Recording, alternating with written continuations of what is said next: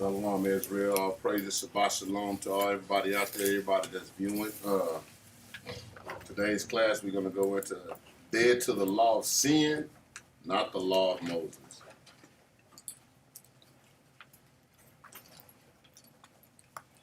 I'm just waiting for everybody to write it down. I know it's a long title. I was taught by my brother that's what you're supposed to do. Inside here. And we're going to start off, the first one we're going to start off. Let's go to Deuteronomy chapter 4, verse 8. And the reason I come up there before you can go, man, I was looking at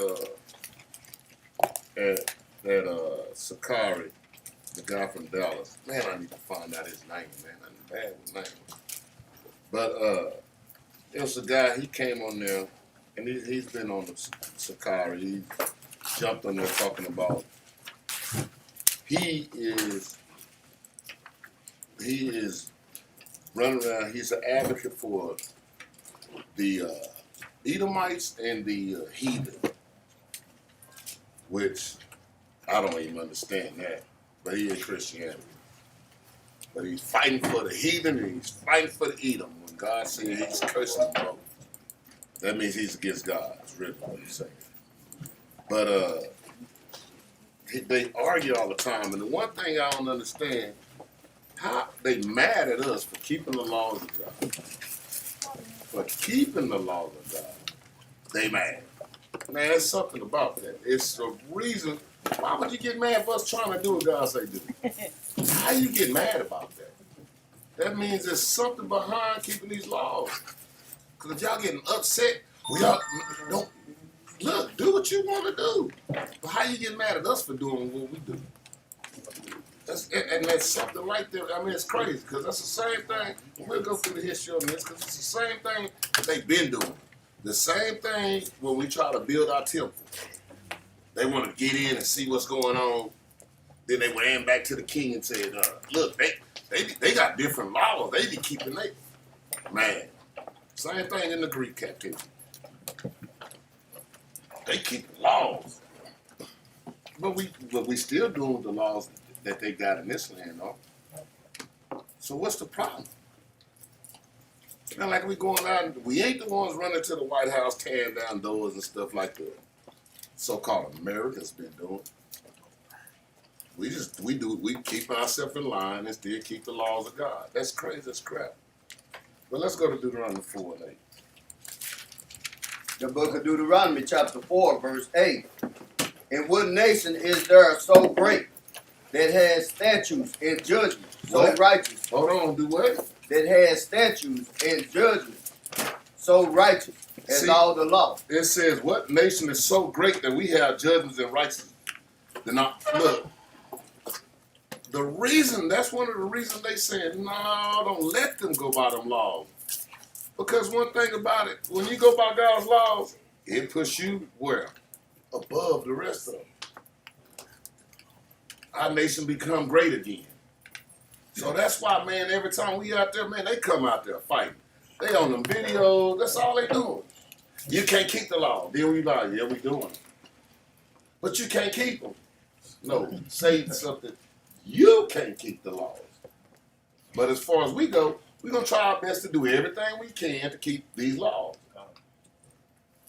And the Most High, hopefully he have mercy on us for the things that we can't keep. But read that again. Verse 8 from the top.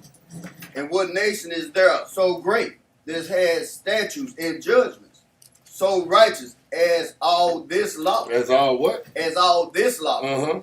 Which I said before you this day. Which he set before us this day. He said, see, the thing about it, when we keeping these laws, that's why they so mad. They don't want us to be a great people. They want niggas to be niggas to be at the bottom. Even as we are as a nation of people, it's like, they call us niggas, and then the only thing is, when you start acting like the white man, they'll tell you what? Well, he's a different kind of black person. Like we something different. No, I see it's, Michael Jordan's still a nigga. Magic John, all them, they still niggas. Well, they a different kind. No, same kind. They just got to put on that front, or they done fell into everything that they got going on. Go ahead. Let's go to 44. Go to 44 in the same verse, same chapter. The book of Deuteronomy chapter 4 verse 44. And this is the law which Moses said before the children of Israel. Of who? Before the children of Israel. That's one thing. They mad because they weren't sit before the children of the world.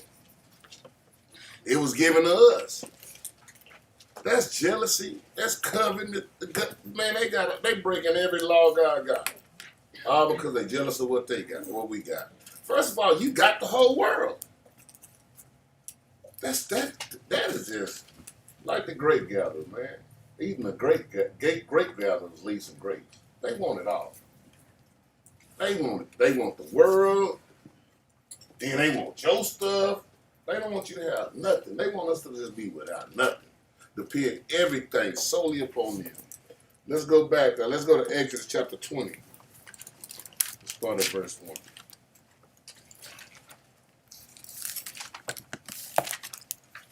So a lot of times they don't even try to get this stuff. But I'm going to show you they do know it. I'm going to show you, not the dummies that be running up and down the streets trying to come at the Israelites. But these scholars be knowing this because a lot of these precepts I got from this Bible. So a lot of times they already know. If they put these precepts in this concordance on there, that means they know. It's just that they don't teach that, but they know it. Go ahead. The book of Exodus chapter 20 verse 1. And God spake all these words, saying, I am the Lord thy God, which have brought thee out of the land of Egypt, out of the house of bondage. Read. Thou shalt have no other gods before me. Thou shalt not make unto thee any graven image. Okay, hold on. Read that again read verse 2. Verse 2. I am the Lord thy God, which have brought thee out of thy land of Egypt. And then read verse 1. Verse 1. And God spake all these words, saying. And who spake all these words? And God spake all these words, saying. Who? Say it again. And God spake all these words, saying.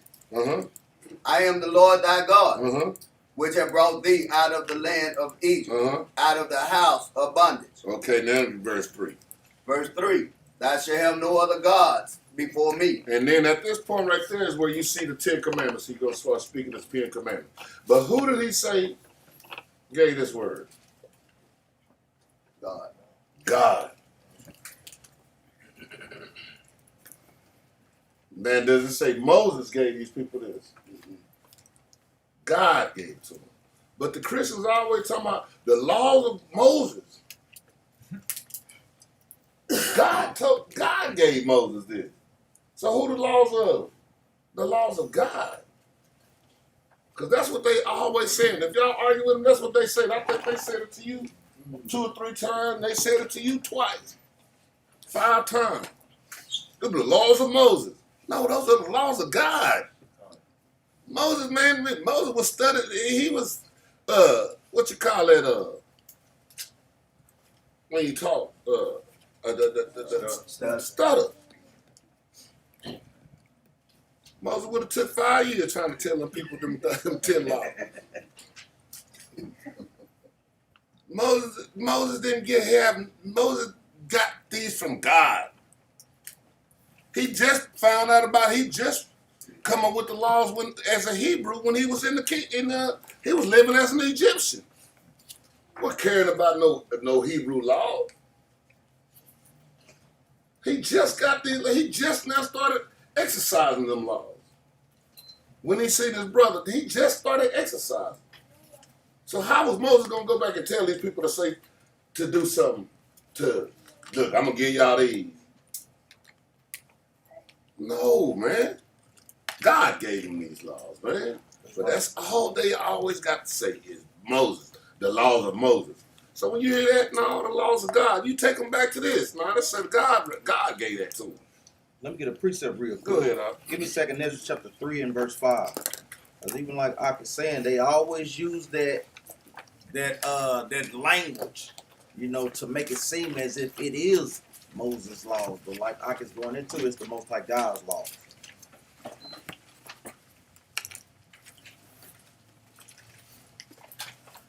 The book of Second Ezra. Oh, okay. The book of Second Ezra, chapter 3, verse 5. And gave us a body unto Adam without soul. And gave us a body. Now, this is before what? This is before Moses. Mm-hmm. This is talking about who? Who gave a body unto Adam without soul? The Most High God. Mm-hmm. Read on. Which was the workmanship of thine hand. Read on.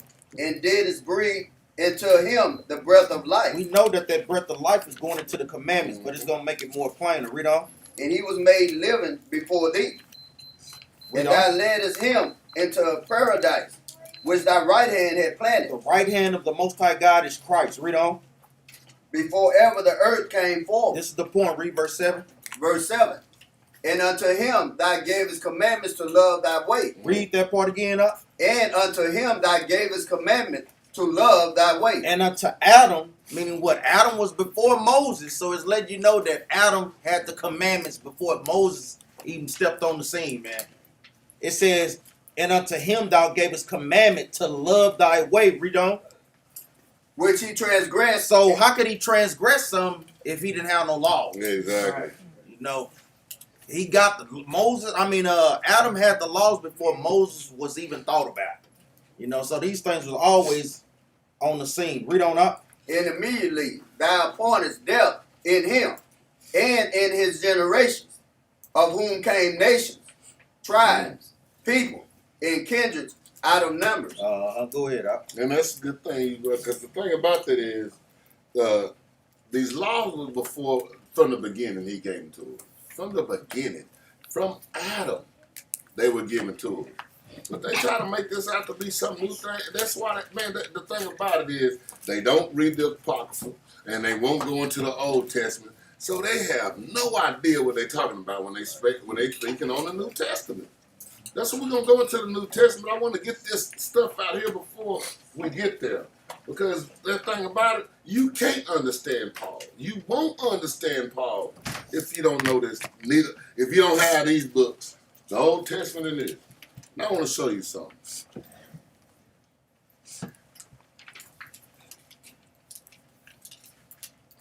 Let me do this right quick.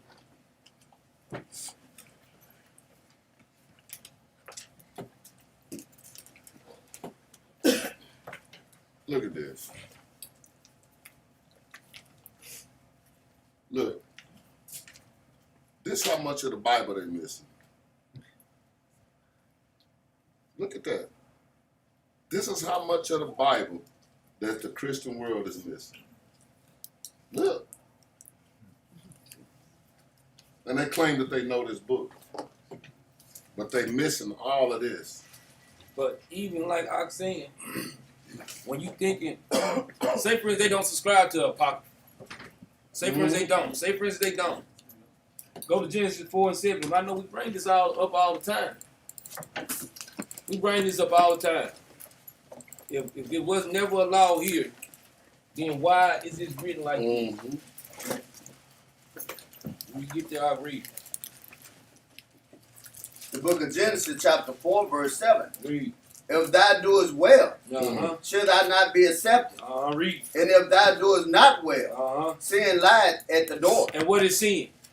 Transgression of the So if it's sin, if he's telling you, if you don't do well, sin lies at the door, how could you break the law if there's no law? Even if they don't, this is the next seed after Adam. This right there, man, from the beginning. From the beginning, man.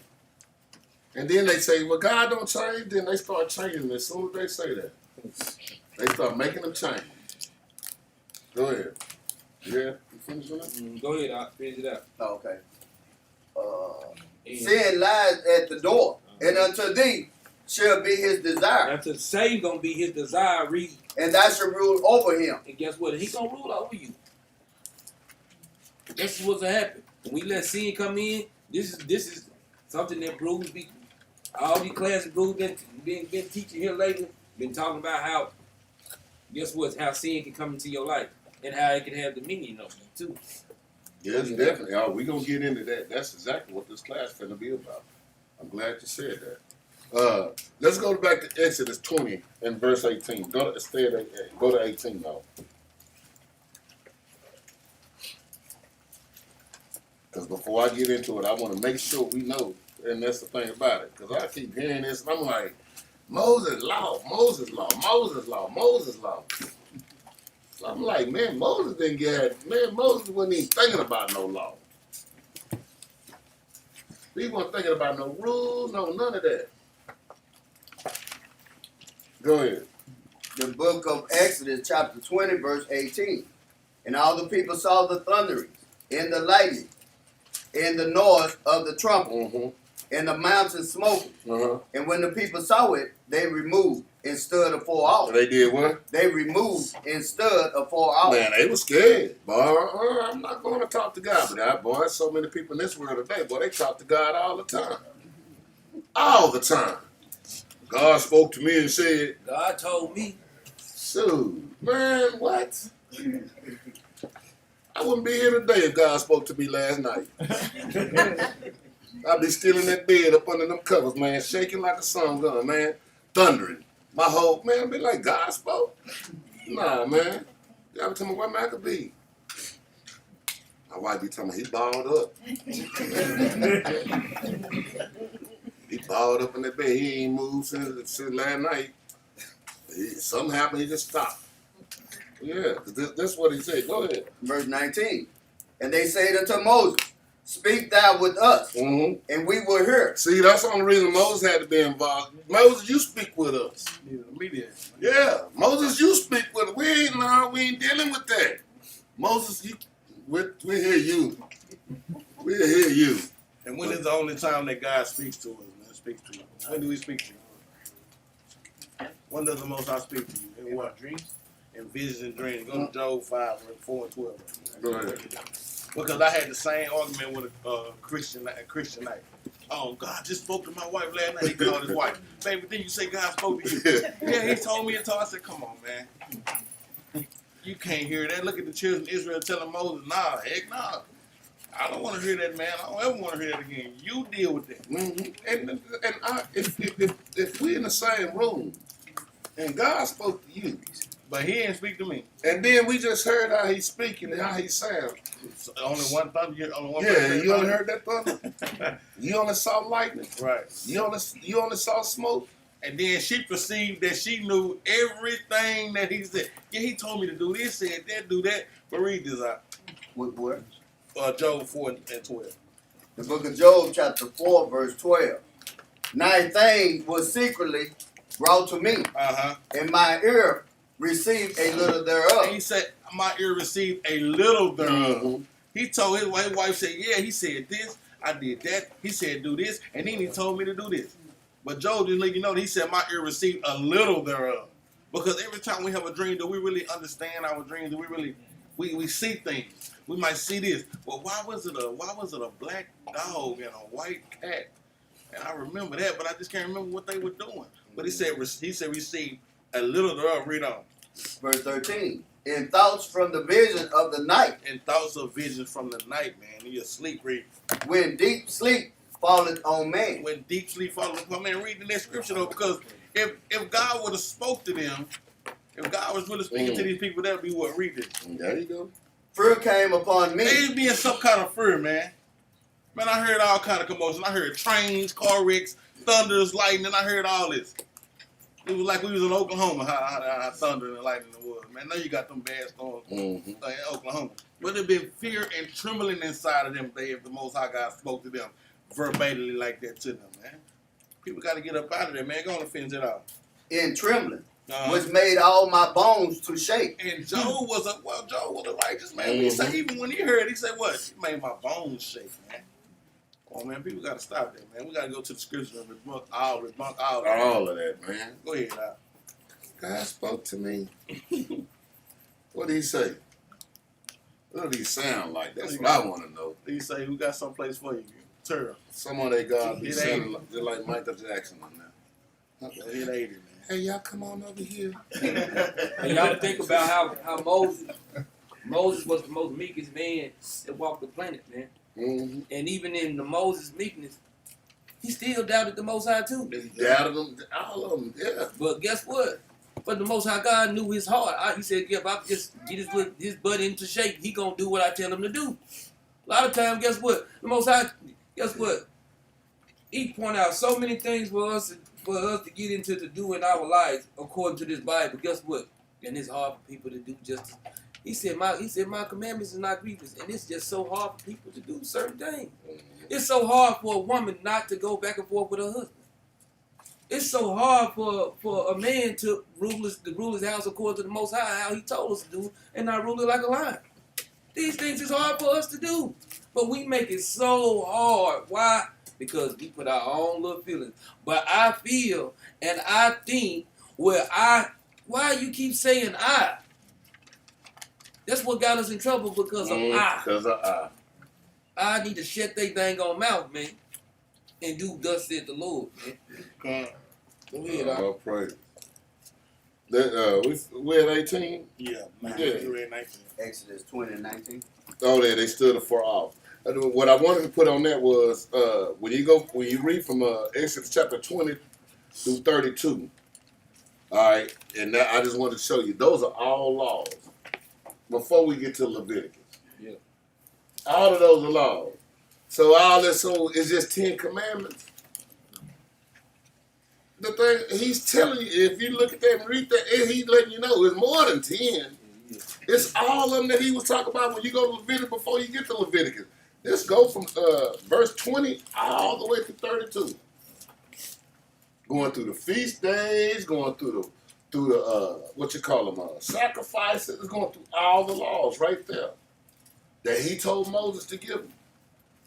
That he was telling you. Let's go to Exodus 21 and 1 because I want to get something else.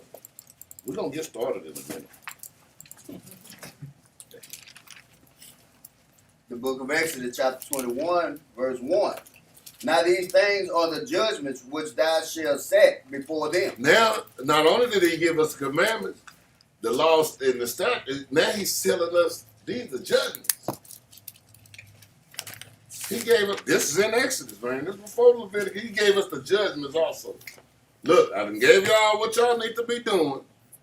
Now these are the judgments for breaking what I told y'all not to do. So he gave us all this from the beginning. Before Leviticus. We just come out of Egypt. This is right with at the time. So it's more than just 10. He gave us the law, statutes, commandments ASAP. As soon as we came out of Egypt. Why do you think through this whole Bible he's already referring back to Egypt? He's always going, which I brought you out of Egypt. He ain't saying which I brought you out of Syria. He's not talking about when I brought you out of Babylon. He's always referring to when he started. I brought you out of Egypt. Because in Egypt is where we had got that thing. When we came out of Egypt is what we was given. Here, do this. These law, statutes, commandments are yours. Do them. This will make you great. This is going to set y'all apart. This is going to have you alive, living. Because I'm going to kill everybody else on the planet. I'm going to kill these other nations. And I'm going to do it for your sake if you do what I tell you to do. And that's what we got to get back to. And then when we're not getting back to it, them people out there arguing, what's that apologetic crew that came out? They mad because y'all got laws. So they try to make you feel bad for keeping the law. Let me get Matthew chapter 5, verse 48 real quick. But like I was going into, we always say this. Why would Christ tell us to do something that he knew we couldn't do? Matthew chapter 5, verse. The book of St. Matthew, chapter 5, verse 48. Be ye therefore perfect, even as your Father which is in heaven is perfect. Read that again out. Be ye therefore perfect. So like we said, why would Christ tell us to do something that he knew we couldn't do? Read on out. Even as your Father which is in heaven is perfect. So he's telling us to be perfect. What is perfect? Give me Psalms 19 and 7. Let's see what being perfect is. Let me say, this is how you precept the Bible. Go to another verse to explain this verse. So now we're going here to show you what perfect is according to the Bible. The book of Psalms, chapter 19, verse 7. The law of the Lord is perfect. And it's telling you plainly that it's the law of the Lord, meaning it's the law of God. It's saying it is perfect. So a lot of times we think that we can't be perfect according to the world standard. No, we can be perfect according to the Most High God standard. Wearing your fringes, that's perfect. Congregating on the Sabbath, that's being perfect. Not eating unclean foods, that is perfect. Read that again from the top. Verse 7 from the top. The law of the Lord is perfect. So the laws of God is perfect. Read on. Converting the soul. So when you keep God's laws, statutes, and commandments, that's what converts your soul. That's what turns you out of that nigger mentality, that Mexican mentality, into an Israelite from the tribe of Issachar mentality. Or from a brother from a tribe of Judah, and so on and so on. This is what converts you. Like I say, baptism does nothing. Keeping the commandments does everything. Read on up. Converting the soul. The testimony of the Lord is sure. And this is a sure testimony. Read on. Making wise the simple. Not only does it make you perfect, but it makes you wise. Mhm. It makes you smarter, because now you see everything for what it really is. You like Neo when you done been woken up out of the matrix. We see this world for what it really is, trying to keep us on the bottom. Go ahead, Al. And to make it very simple to us. Too. I just want to make correction. Go back. I don't want to. We don't have to go back to another thing. But in Exodus chapter 20, that goes from 20. I said to 32, but no, it goes from 20 all the way into Leviticus, which is giving you the law all the way into it. So when it's talking about the 10 Commandments, it started at the 10 Commandments and go all the way into it. Because like we always talk about, 40 days. It don't take me 40 days to write down 10 Commandments. Mm-hmm. We can write them down right now in less than 3 minutes. Some of us 1 or 2 minutes. Let's read that right quick, Al. Let me get the book of Exodus, chapter 34, and verse 27. Because we always bring up that part. I'm glad I brought it out. 40 days for just 10 commandments? Come on, man. That makes no sense. Mhm. You get that, read that out. The book of Exodus, chapter 34, verse 27. And the Lord said unto Moses, Write thou these words, for after the tenor of these words I have made a covenant with thee and with Israel. Read on, Al. And he was there with the Lord 40 days and 40 nights. So what do we think he was up there doing with the Most High God? He's getting all the history. Mm. He's writing all 613 commandments. Moses is getting all this understanding. It wasn't just 10. Read on. He did neither eat bread nor drink water. So I know brother asked that. What was Moses also doing during that time? He was fasting. Mhm. Read on. And he wrote upon the tables of the the words of the covenant, the 10 commandments. The what? The 10 commandments. So he's getting all those laws. You know that the 10 commandments is basically titles for sub-laws. Mhm. Because up under rape, where does that category fall? Up under murder. Mhm. So each law falls up under a 10 commandment category. As if you got the way the Constitution is. That's right. Article 1, section such and such. That's how these laws was given to us, just like that. They were under a certain thing. Because if better yet, go to you finished with that? Yeah, go ahead. Exodus 31 and 18. And this is another thing. It's not Moses' law. They just gave that's just the title. Because even when you go into the New Testament, it'll say Moses' law, it'll say God's law. Meaning the same thing. And when it's talking about Jesus' law, same thing. It's no different. That's right. Go ahead. The book of Exodus, chapter 31, verse 18. And he gave unto Moses, when he had made an end of communion with him upon Mount Sinai, When he made an end of them, then what? 2 tablets, Shalaka, 2 tables of testimony, tables of stone, written with the finger of God. Written with who? Written with the finger of God. No, Moses wrote it. Written with the finger of God. Moses didn't even write it. Let alone his law. He ain't even write it. God wrote it. Said, take this to him. See, we only think that because we done saw that movie, what you always talking 10 about? commandments. Yeah, where that dude got to come down Charleston Heston. Yeah, with the 10 on the thing like that. When they had manuscripts, y'all look at the old manuscript. They had one page look like 3 books on one page. Y'all know Granny used to love making y'all watch that thing, man. Every time Easter came around. Yeah. Baby, get in here and watch this. You better not move. Yeah, and they got them where they just these all 10 on these like God just wrote gigantic, like he didn't know what he was doing. He wrote all these law, statutes, and commandments on these tablets. And like I'm saying, he didn't just give it to Moses. He had to explain it too. Exactly. How can he be able to give it to the people? He He was didn't breaking it explain it. down. He was breaking it down That's so he what- can understand it. That's what the word tenor means. When they say the tenor of these words, Mm-hmm. at least I spoke to him and get the tenor. He knew what the word tenor means. It means to get the understanding of these words, which I'm explaining. Exactly. In order to what? Go write the book of what? Genesis. To fully understand that. You know what I'm saying? He gave them the tenor of the words for them to understand these things. Man. In the same way he did with Ezra. He took him back. I got to show you from the beginning. Because even he knows. And that's the thing about it. Even when, if you notice, when he does give it to Moses, then he come back and give it to Ezra, he had to take him where? Back to the beginning. In order for him to understand where they at now. The same way he got it when you're dealing with Christianity. What they don't want to deal with, they got to go back to the beginning to understand what you're dealing with now.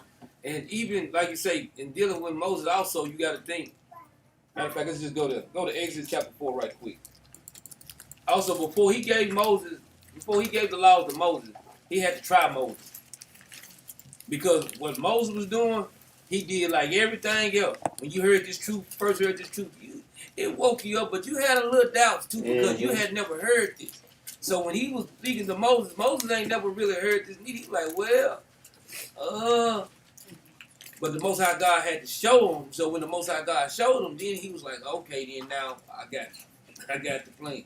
Start with verse 1 up. The book of Exodus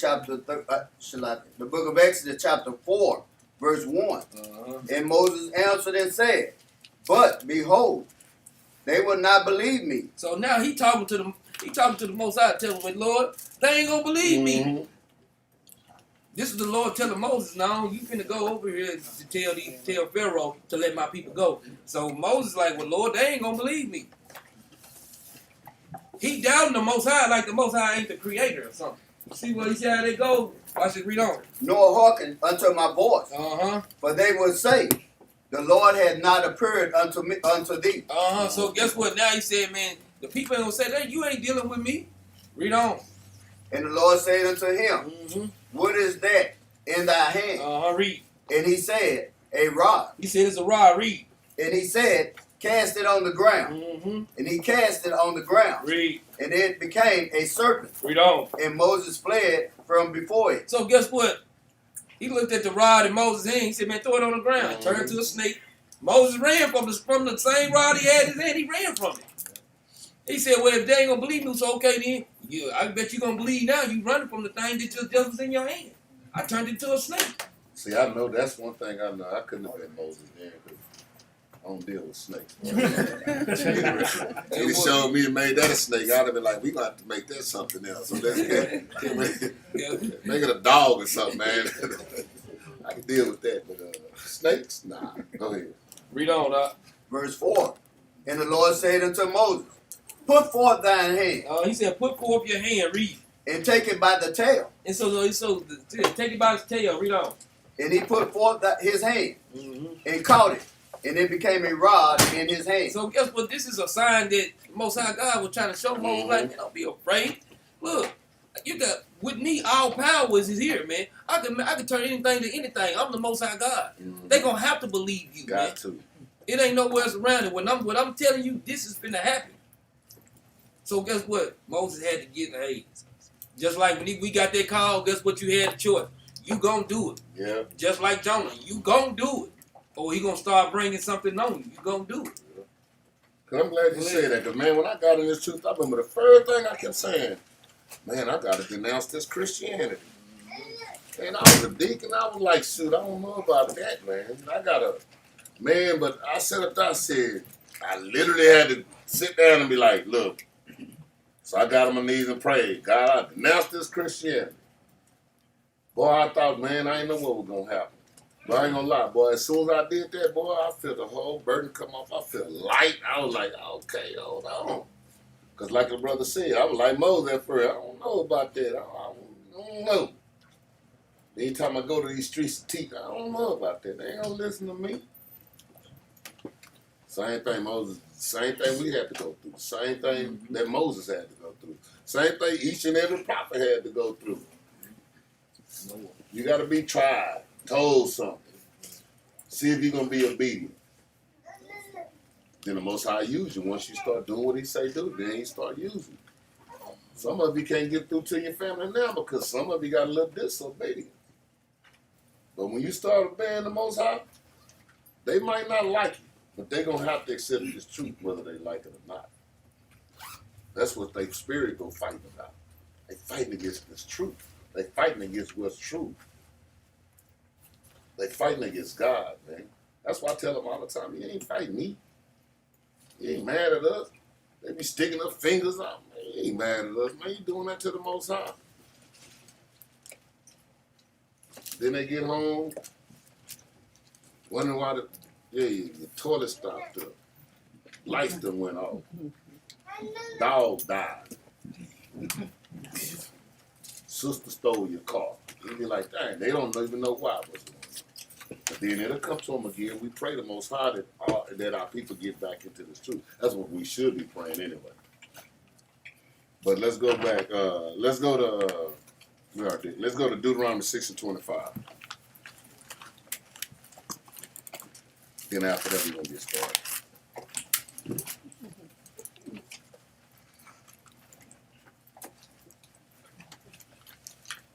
The book of Deuteronomy, chapter 6, verse 25. And it shall be our righteousness, if we observe to do all these commandments. This shall be our what? Our righteousness, if we observe to do all these commandments. See, that's the thing about it. It's our righteousness. Ain't no man righteous. Nah, because ain't no man trying to do these commandments. But the Most High said in these last days, he gonna put his spirit, he gonna pour his spirit out amongst all of us now. So that now we can be righteous. And here we stand today, trying our best to keep these laws, statutes, commandments. But here the world talking about you can't do it. Stop. It ain't that you can't do it. They just want you to stop doing it. And look, and they play semantics. Well, you can't keep all the law. You right. You definitely right. Because of this, You can't. because of you. No, it ain't just because of that. Because guess what? Some of these laws pertain to women and don't pertain to And men. exactly, you're right. You can't keep all the laws. Yeah, you're right. Because if you listen to their wordplay, you'll get caught up in that. But if you understanding of the scripture, it should be plain to the holy. But guess what? It's a stumbling block to the wicked. Mm-hmm. These things gonna always be a stumbling block. Because guess what? If a woman have an issue with blood, that don't pertain to a man. So guess what? You can never keep all the dang on laws. Not because some laws don't go for everybody. Mm-hmm. Even that's taken to the consideration of the other nation. If an animal dies of itself, we can't eat it. But for them, we can go sell it to them. Mm-hmm. We can sell it to them. We can give it to them. But we can't touch those things. These are the things that the Most High God said. When He said He made us holy, this is what we are, man. Go ahead, up. I need to open up a restaurant and call that mother roadkill, boy. just picking up everything down the road, boy. Selling the out. No, I be telling the black dude, no, I'm not selling it to you now. You take your butt to Arkansas this time of year, you see all kind of deers and possums and everything on the side of the road, boy. Yeah, oh yeah, You yeah. see it. That's a good little thing, boy. I can sell that mother boy Esau every day. Come on in. Your truck load up. I got a possum for you. I just picked him up. Out James Street. Let's go to we finished. Go ahead and finish 6:25 out. Verse 25 from the top. And it shall be our righteousness, if we observe to do all these commandments before the Lord our God, as He had commanded us. As He had commanded us. As He had commanded us. As He has commanded us. Not Moses. Moses got tired of us bringing our problems to him. When he was there, man, just divorce them, God dang it. I don't give a dang. Whatever they doing, I don't care. Just divorce them. Moses didn't even feel like explaining it to him no more. So we know it ain't had nothing to do with Moses. But Moses got tired of it. Man, these little crying ass. I know he was. These niggas be tripping. That's what Moses was like. These niggas be tripping. And he had, but guess what? Moses had to step in and intervene because guess what? That was a sin, man. It wasn't like Christ said before. That was you couldn't do that. Mm-hmm. You couldn't just put your wife away for anything, man. Mm-hmm. But that's what Moses had made an intercession between us and the Most High, and so he helped. So Most High allowed Moses to give us that thing. But from the beginning, we couldn't do that. We couldn't just put her away. Oh, she nagging and complaining. Oh, she don't wash dishes that good. Put her away. And this, if you read it, and he said because he was growing tiresome of it. They were coming in with everything. She cut the fruit with a butter knife instead of a regular. Yeah. And so that's why y'all say, man, that's why he didn't go back and correct everything that was in the law. He just went back and corrected all the little stuff. Look, I had that wrong. Moses was tripping. Yeah. Moses was just tired of y'all niggas. So I'm just gonna set it straight and come back and tell you what it meant. And he come back, he did a couple of them like that. He didn't go through the whole Bible to do that. So now everything those are the only things we gotta go by. No, all of it. He was just correcting those things that Moses got wrong. And if you read, that's what I said, apparently they don't read, man. They just hear. They don't read because it's telling you Moses grew some of these people. These people was getting on this nerve bringing this stuff to them. Imagine you being a leader. And then they just coming with the same thing. Every Negro got a problem with their wives. Hey, it ain't bad as Moses up in here, but guess what? This the same thing in the truth. Yes. This same thing. It ain't no different. Guess what? Brothers get called all the time. Got to deal with so many problems. Guess what? Not just in this congregation, in all congregations. Guess what? You think brothers from other congregations don't call us and try to get counseling from things that's going on in their congregation? Yes, they do. Every week, almost every day. Things go on in other people's congregation. Guess what? They call us. Hey, such and such. We got to go through the precepts with them. Mm-hmm. Got to give them thus said the Lord. It's the same job. It ain't no different, man. And this is what brothers got to. Guess what? Even the brothers moving up. This is what something you're going to have to start thinking about. In the other camps, you're going to, guess what? In the counsel that you give, if you give the wrong counsel, that blood on your hand too. This is something that you got to start thinking about, man. Go ahead, Doc. Well, praise him. Now that we got that, let's start off at 2 Peter chapter 3, verse 16. Because this is one thing they refused to, and I heard the dude telling the dude the other day, that was Vocal Malone, whatever that is. Yeah, what? Vocal Malone. Yeah. But anyway, he was talking about, see, when you come up with this and say this and about Paul, they tell us we can't understand it. Let me ask you something. Do we tell them that? Or do the Bible tell them that? Well, let's just see. That's why I wanted to bring this up. Let's go to 2 Peter 3, verse 16. The book of 2 Peter chapter 3, verse 16. As also in all this apostle, and also in all his epistles, speaking in them of these things, in which are some things hard to be understood. Hold on. Now, is that us telling them that? Read that again. In which are some things hard to be understood. In all his epistles, not some of them, in all his epistles, he said these things, speaking these things in which are some things hard to be understood. Hard to be understood. Go ahead. Which they that are unlearned. Which they that are what? Which they that are unlearned. Which they that don't know the law, statutes, commandments. Which they that refuse, that only have this part of the Bible. This part of the Bible. They that are missing all of these other books. They that are missing this book. Unlearned. Go ahead. Which they that are unlearned and unstable rest, as they do also the other scriptures. And as they do what? As they do also the other See, scriptures. the thing about it, they ain't just resting on no, they ain't just having problem with the Old Testament. They having problem with the whole Bible. That's why when you argue with them, they want to take you no matter what. And I'm talking to them apologetics and who cut up that video. What's funny is they were saying on the background of y'all talking about, it said, notice they did answer the question. But what if they were really wanted to be real true people, they should have said, notice we didn't answer their questions in the first question they asked. Because the thing about it, they ain't gonna answer your questions, so they're gonna take you to verses that I can argue on this point.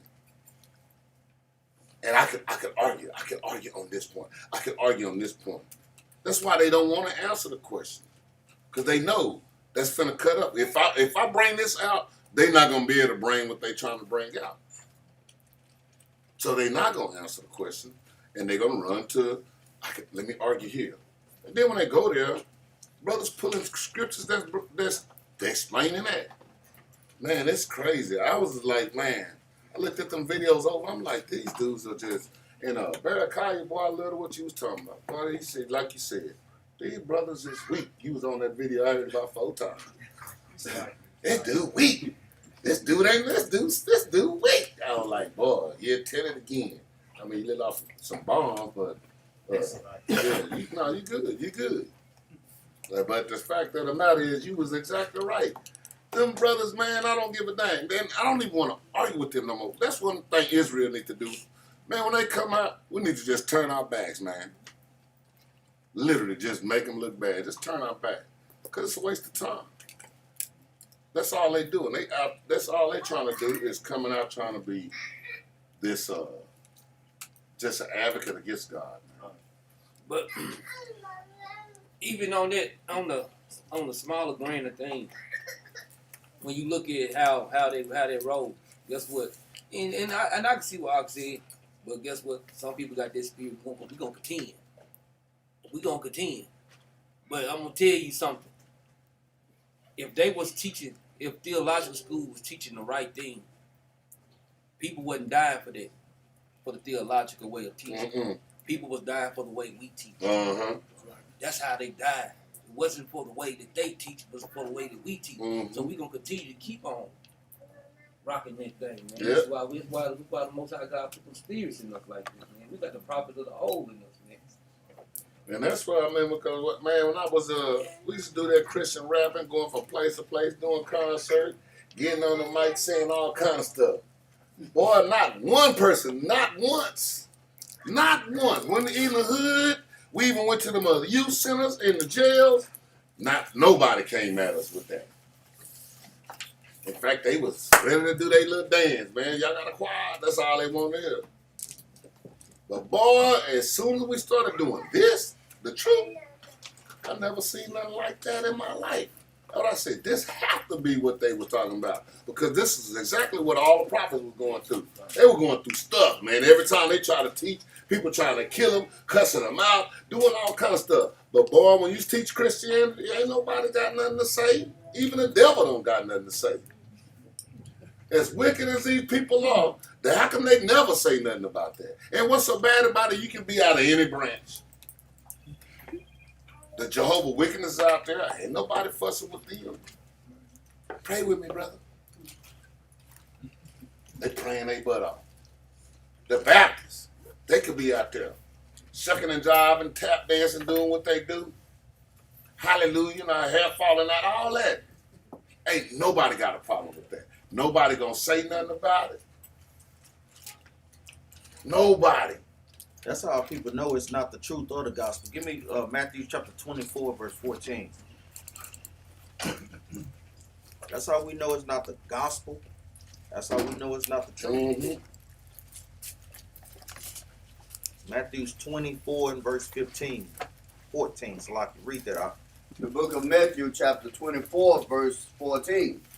And this gospel of the kingdom shall be preached in all the world, for a witness unto all nations. Mm-hmm. And then shall the end come. Because like we say, you can break them down reverse way. Because like we say, if they had the truth, what country don't know about Christianity?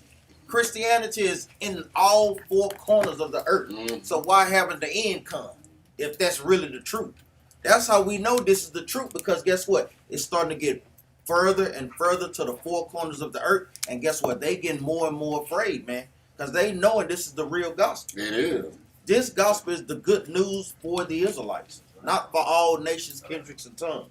So that's one way, like we said, we can defeat that, because we know that's not the truth. Christianity's been on this planet Earth for hundreds, if not thousands of years, man. The largest religion in the world. That's right. The Lord. I'm glad you said that. Huh? The Lord. And what's so bad about it, the second largest, you can go out there and you can, and boy, them Arabs can get out there.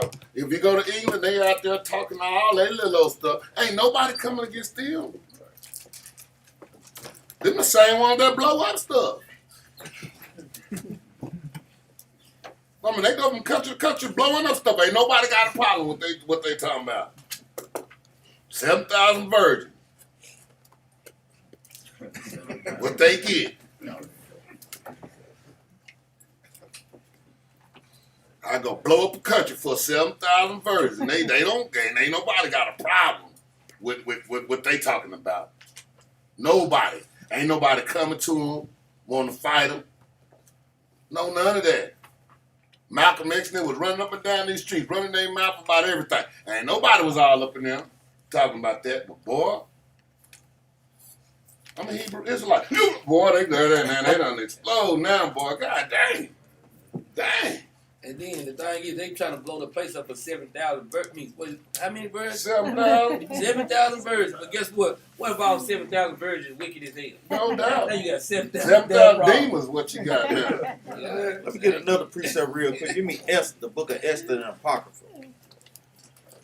Chapter 3 and verse, chapter 13 and verse 4. The book of Esther, chapter 13, verse 4. Declared unto us that in all nations throughout the world. Hold on right quick. Read it again from the top up. Book, chapter, and verse. Okay, I'm going to let him get that. Yeah, boy, he got the good one, boy. Automatic clip right there. Just say it and go right to it. Go ahead, up. The book of Esther, chapter 13, verse 4. Declared unto us that in all nations throughout the world there was scattered a certain malicious people. So now this is them bringing up an evil report on us. Mm-hmm. Talking about us scattered throughout the four corners of the earth. It was scattered a certain malicious people. They call us malicious because we what? Trying to keep God's laws, statutes, and commandments. And this is what we trying to equip brothers and sisters with. That we gonna get persecuted in this truth. But don't faint in these things, because that lets you know that you in the truth, man. When they ain't coming against you, you not in no damn truth, man. Mm-hmm. But when you starting to get persecuted, hey, start to get fired from your job, hey, you in the truth. Read on. That had laws contrary to all nations. And we got laws contrary to all nations, man. Mm-hmm. They can't understand, like we said, we keeping the Passover. We doing the Day of Atonement. They can't fathom that. What? We going to Saturday Sabbath, not Sunday Sabbath, not first day of the week. They can't understand it, and people in opposition to those things. Read on. And continually despise the commandments of kings. We continually despise the commandments of kings. Meaning what? The presidents today. Yep. They telling us to do what? Get the vaccine. They telling us to guess what? God loves everybody. Everybody join hand in hand, sing kumbaya. No, we're despising those commandments. Read on. They told us on the feast days, when they shut down everything. But we had one of the greatest feasts there was. That's right. Read on. So as the uniting of our kingdoms, honorably intended by us, cannot go forward. So this is the other nations saying that guess what? With them trying to keep God's laws, it stopped our kingdom from uniting. Read on. Verse 5. Seeing then, we understand that this people alone is continually in opposition unto all men. That is continually in opposition unto all men. Because all we care about is keeping God's laws, statutes, and commandments. We don't give a damn what they coming out there saying. If it ain't saying, thus saith the Lord, we not trying to hear it, man. Read on. Differing in the strange manner of their law. And it's telling you they think that we're in strange customs and strange laws. Mm-hmm. What is strange about thou shalt not kill, thou shalt not steal, honor your mother and father, serve the Lord thy God with all thy heart and with all thy soul? Just like I went into the class on Wednesday, that they showing the fruits of their doings. Guess what? We showing the Most High God our fruits. Read on. And evil affected to our state, working all the mischief they can. And they telling, that's what they saying. This is like a smear campaign. They saying by us keeping God's laws, statutes, commandments, we working mischief, being malicious. Read on. That our kingdom may not be firmly established. And that's the point. They don't want their kingdoms to continue. Because they know once we stop keeping God's laws, they can rule over us. God, that's a perfect scripture too. Go ahead, Al. And that's exactly what it's saying, man. They look, y'all don't keep y'all laws. Don't. Because they know their power's going to be over with. They did that throughout history, man. From the beginning. No, stop it. Stop it. Because when that's talking about that, he's talking about these people that's coming out. He said, declaring unto us all nations throughout the world that was scattered a certain malicious people. That's when he go to Jude 1 and 4. These people are ordained, man. They are ordained. Vocab belong. It's ordained to be wicked as hell, man. K-Dub, them, ordained, man. But they don't even know they ordained. They think they doing great. When the Most High said, boy, I got some funny, that's why I don't be worried. It's funny, you can just laugh. I don't want to laugh now, but I'm going to laugh later, boy. I'm going to laugh later. Promise you that one. Let's go to Romans. Chapter 7. Verse 1. Put your little ribbon right there. Put your little ribbon on 7. Right there where you at, because we're going to go from here back and forth. The book of Romans, chapter 7, verse 1. Know ye not, brethren, for I speak to them that know the law. To who? That know the law. To who? That know the law.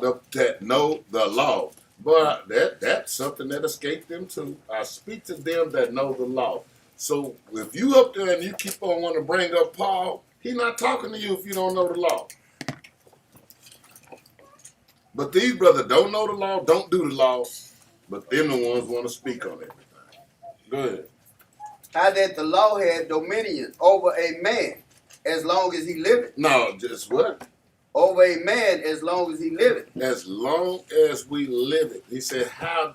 He's asking about, know ye not, brethren, for I speak to them that know the law, how that the law have dominion over a man as long as he liveth? Yes. It depends. And what's so bad about it? It depends on what law you follow. The laws of God or the laws of sin. Who got a precept for that real quick, man? Baruch 4:1. All praise. What's another one? 2 Ezra 9 and 37. All praise. What you talking about? Yeah, damn. That's how this thing should be. That thing should be just like that, man. Because like we say, each time we read precepts, brothers should automatically put themselves in that spirit. What is a precept to go to this thing? You knowing the captain's going to ask. You knowing these things. So this thing should already be marinating on your brain, man. Go ahead, Doc. And I'm glad. Let's go to verse 2. Because see, the thing about it, the Most High explains himself in his scriptures, man. The thing about it, are you sitting there or do you have enough, want to know what he's talking about, or are you going to study enough to even try to figure out what it is he's talking about? real. Go ahead. Verse 2. For the woman which had an husband is bound by the law to her husband. Hold on for a second. Okay. Hey, quote them precepts again, because I guess they must didn't get it. Y'all didn't get that or something? Second Ezra chapter 9, verse 37. Baruch chapter 4, verse 1. Moving a little too fast for them. They still over there. What is it? I'm going to say it again. Yeah. Clear it up. Second Ezra chapter 9, verse 37. Precepts with Romans 7 and 1. That's what you want to do. That's what we have in class for. Everybody Right. get to learn it. That's what these classes for. We don't want to pass it. You didn't get it. Well, make sure y'all getting what we bringing up. And if you didn't, man, hey. Yes, say that again. We'll do that. No problem. That's what class for. Yeah, just raise your hand, do your thing, descend in order. Second Ezra 9 and 37 precepts with Romans 7 and 1. Go ahead. Go ahead. Verse 2. Book of Romans chapter 7 verse 2. For the woman which had an husband is bound by the law to her husband so long as he liveth. See, a woman, this is going to catch back up. But see, people read that, they don't really understand it. See, the thing about it, because see, if a woman is married to a husband, she going by the rules of her husband, right? Until he dead. Then when he dead, guess what? She ain't got no more rules to go by, not under him. Go ahead. But if the husband be dead, she is loose from the law of her husband. And boy, TD Snakes be done, woman, thou art loose. If that nigga ain't dead, you ain't loose. You are not loose. So y'all quit letting the people lie to you, man. So that's the first thing Negro should have went and did. Went right in that church and just punched that man in his mouth. Bow! No, she ain't. But they lying to these people, man. They lying to these people in these churches, man. Y'all gonna understand. Everything they doing going against these scriptures. If he dead. But he done made a whole movie. Now all these women running around, I'm free. Forget that nigga. Now that nigga in the penitentiary, and you in that grave. Because you in an active fool. Go ahead. Because we finna get, y'all know what law is really going into. Give me Genesis chapter 3, verse 16.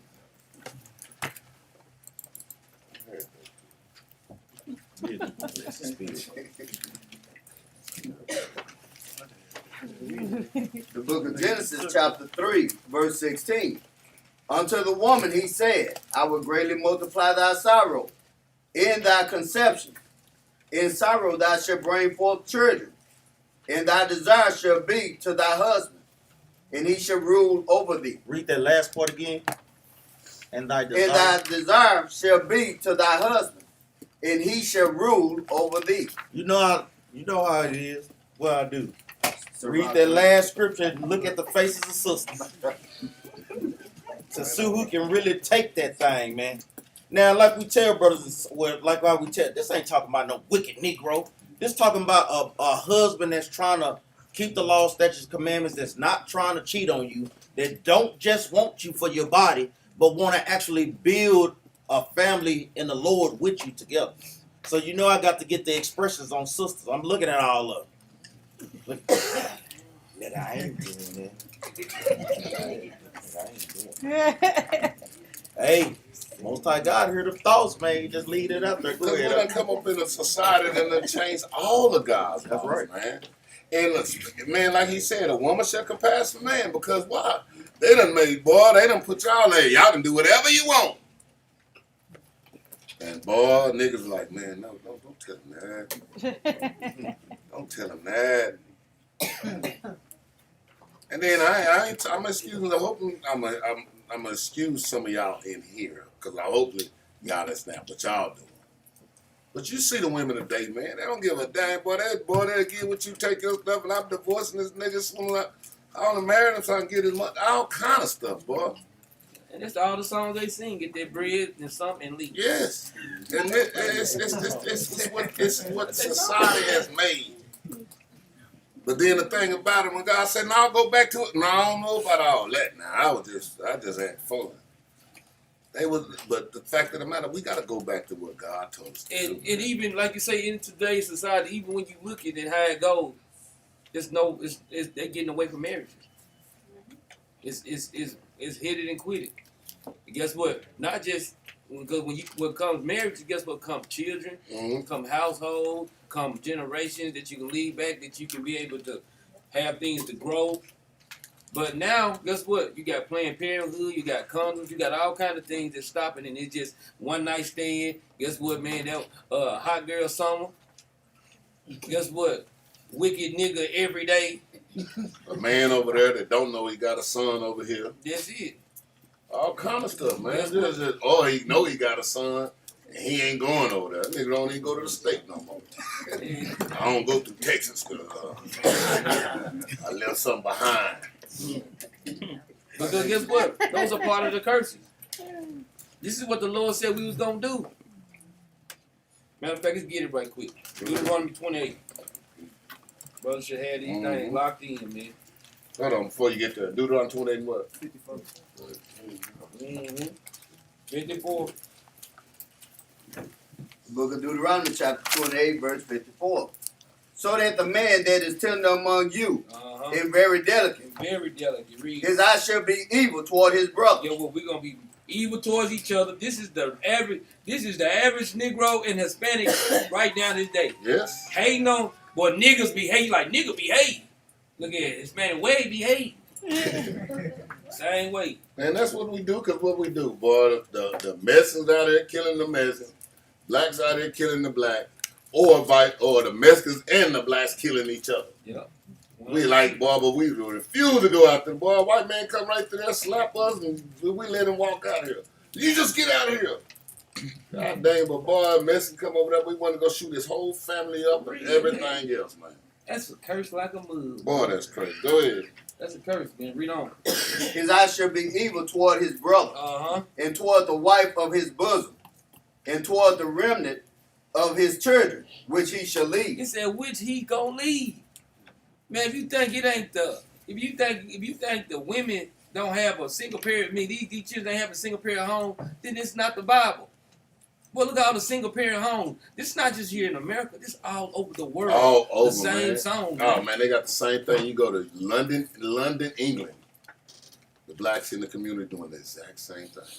Watch this. Jump down to verse 56. Now, because what it said about the man, what the man was gonna do. Now let's look at the woman, because the woman did something too. Read it. Verse 56.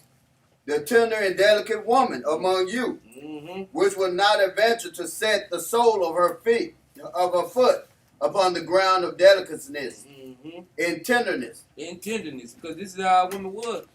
Very precious and delicate towards us, towards Most High God and towards us, man. Read on. Her eyes shall be evil toward her husband. His eyes going to be evil towards her husband. These are curses. The man eye is evil towards the wife, and now the wife eye is evil towards the man. This is a curse. Get that weak. I can do bad by myself. I can do this all on my own. I don't need no nigga for nothing till somebody break in the house. Then it's a problem. Then you be like, baby, get up. You like, yeah, you get up. You go ahead, knock yourself out. But guess what? In a righteous man, guess what he gonna do? That man's gonna defend his house and he gonna die for that thing, man. This is how we supposed to be thinking as a nation, though. Read on. Her eyes shall be evil toward the husband of her bosom, and toward her son, because I hate that nigga. He look just like he did. Read on. and toward her daughter. And I hate her too. I wish I would have never. Because I heard the brother, I'm talking about this is terrible. And I don't know why I keep saying it, but this brother that I was working with, he said, man, he hate his baby mama so bad that Most High God could kill his son just to leave her alone. That's tough, man. That's tough. He worked for the Most High God to kill his son so he could leave her alone. That's how bad he hate her. And I can see that, because I remember when That's tough, man. I remember I had thoughts like, man, I wish God didn't give me that son right there. I'd rather not even had that child at all, just so I wouldn't have to deal with her, though. My baby mother. And I mean, it's like that, man. And these are the curses that's on us, man. And the only way we gonna come out this stuff, man, is, man, we gotta come back. But you know what? It's a lot of people. It's a lot of men. And I'm gonna be honest with y'all, women. It's a lot of men. They might not say nothing like that, but in their mind, Yes. in their mind, they literally think like this. I know. I thought like that, boy. Shoot. They might not. They might, because there's a lot of people. Because guess what? I'm gonna tell y'all something. A wicked nigga gonna lie. Guess what? You'll catch a nigga up in this lie, and that nigga gonna sit here and lie like a mug. Guess what? If a man was doing something, guess what? Look at all you men. Be truthful. Yeah, I did that. Yep. Because guess what? You afraid to tell her what you did?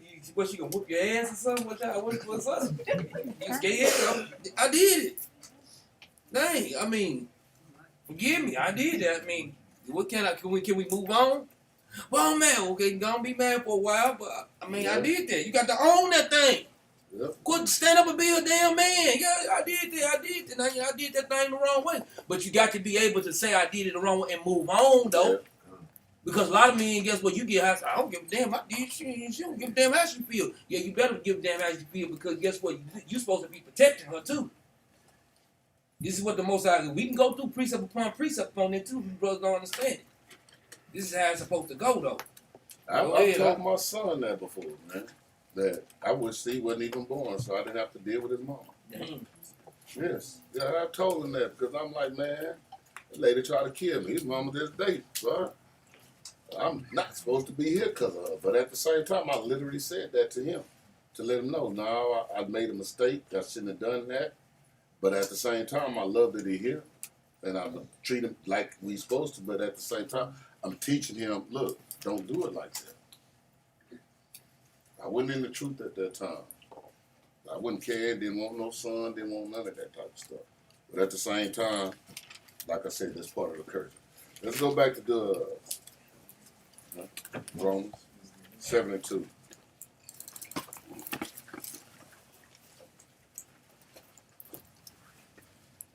Book of Romans chapter 7 verse 2.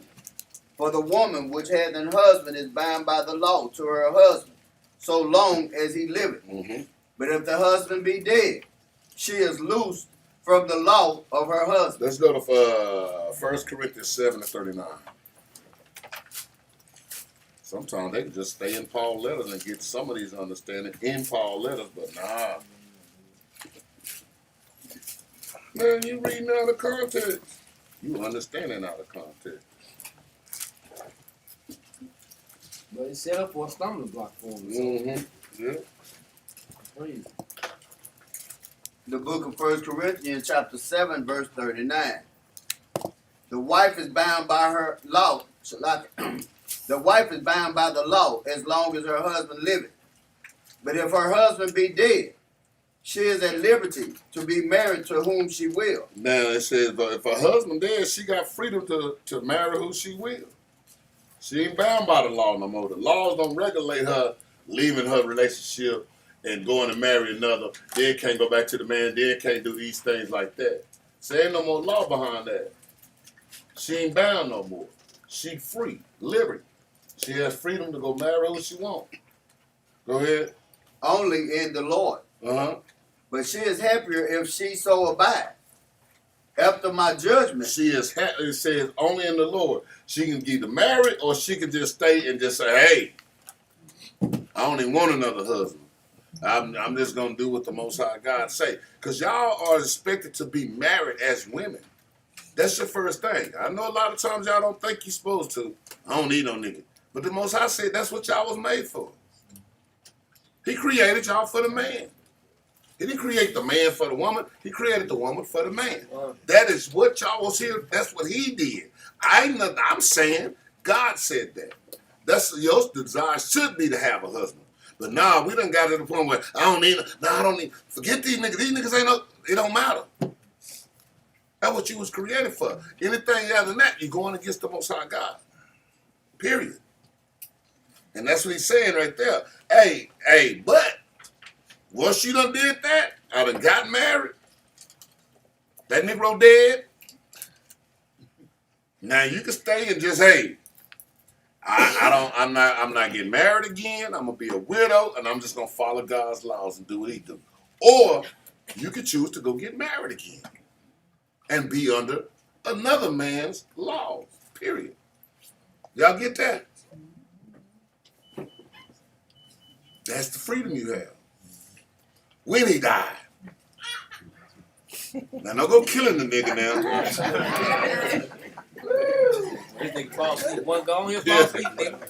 Soup. We doing that Carter up there. Yeah, no doubt.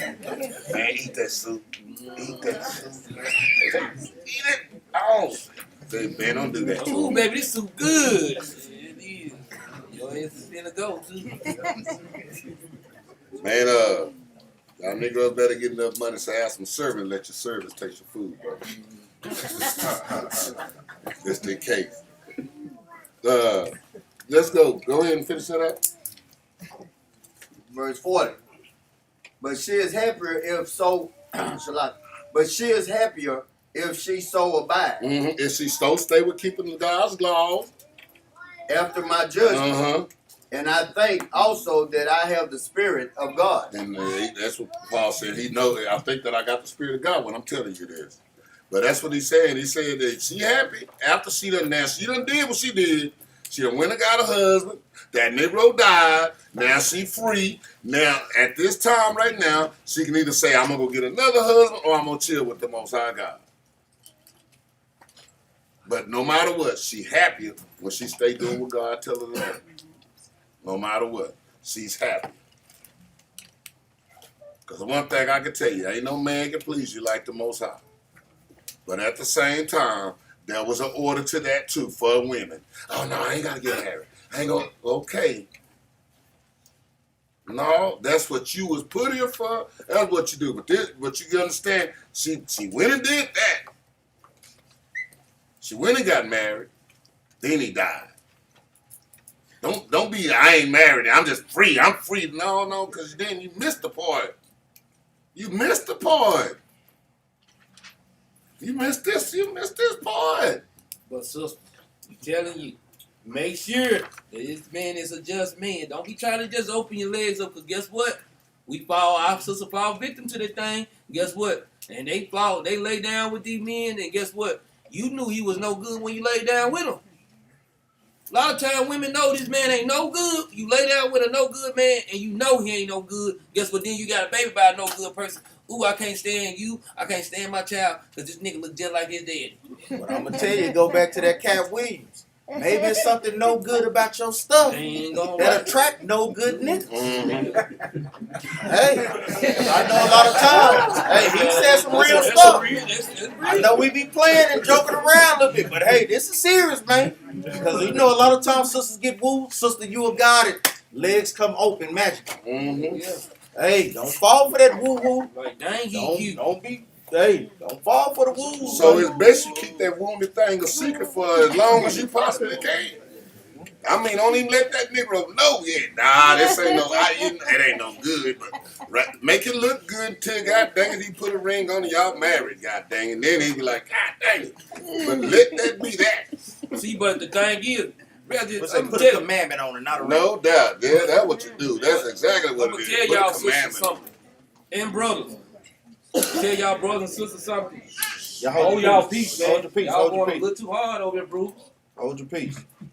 Look, because a lot of y'all brothers, what we bringing out, you brothers missing this stuff too, man. Y'all need this, and you want to talk about dealing in your household, and then especially some of you younger brothers want to be trying these sisters, man. Y'all need to have this in your arsenal, because if you don't know no better, guess what? Blind leading the blind. Yeah. Both of y'all finna fall in the ditch. Mm-hmm. Y'all need these things in y'all arsenal, man. And the brothers that is not married over there, man, y'all can't be thinking what you all that's the world, man. For real. That's the world, man. I know. I'm a man. I know how men can get bored. We can get bored. Just getting with. Oh, I mean.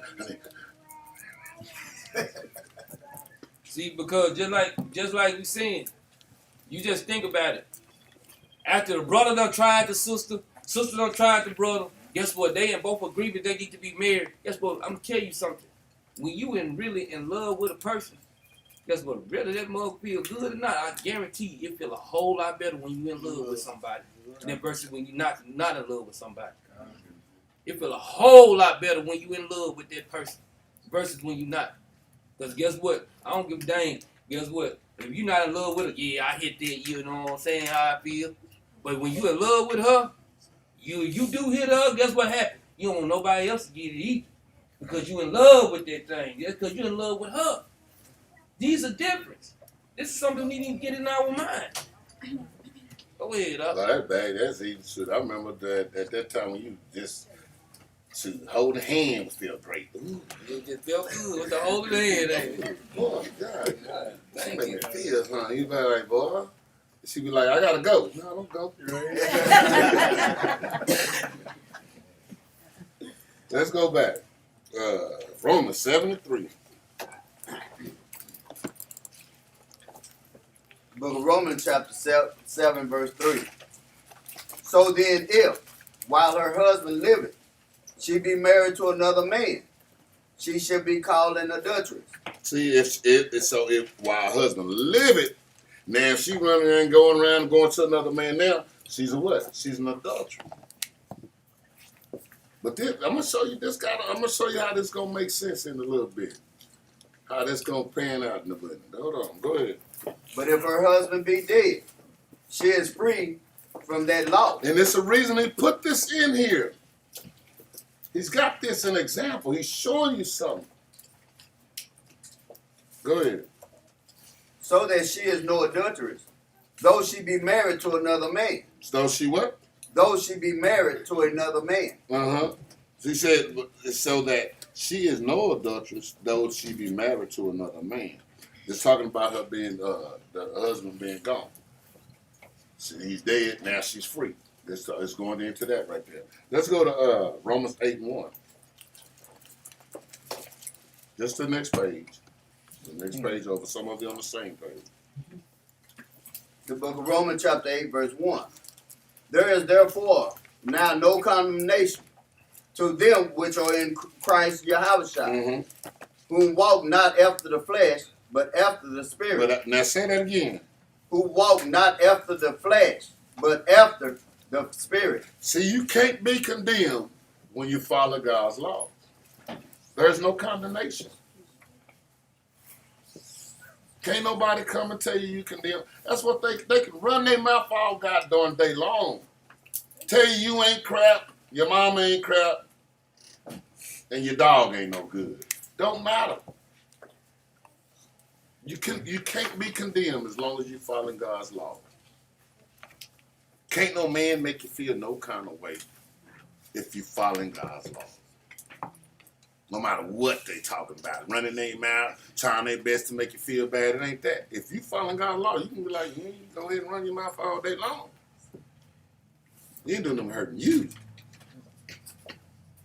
But you gotta understand. Read that again now. Verse 1 from the top. There is therefore now no condemnation to them which are in Christ Yahushua. Because we know what Christ came and died for our sins. Mm-hmm. Like we said, certain sins in the Old Testament that we committed, we had to be put to death. Give me Leviticus chapter 20 and verse. You got that? 20 and 10. Real quick. Give it back to the captain, man. So like we're saying, because I know, like we said, this goes many folds. Going into not being condemned now that Christ done died for our sins. Not that he died so we could keep sinning, but certain things like Ak is going into with the law of sin and death, hey, your blood had to be spilled. There wasn't no sacrifice you could atone for to be forgiven of that sin. And this is an example of that. Read this out. The book of Leviticus chapter 20 verse 10. And the man that committed adultery with another man's wife, even he that committed adultery with his neighbor's wife, the adulterer and the adulteress, should surely be put to death. Shall be what up? Should surely be put to death. Because I know it's taught that only a man can commit adultery, but guess what? Both of them can. Mm-hmm. Your wife can cheat on you just as well as you could cheat on your wife. You know, it goes both ways. So this was the law of condemnation during this time. Hey, if you was found in that law committing that sin, you had to be put to death. You and the adulterers. Both of y'all was here for that judgment.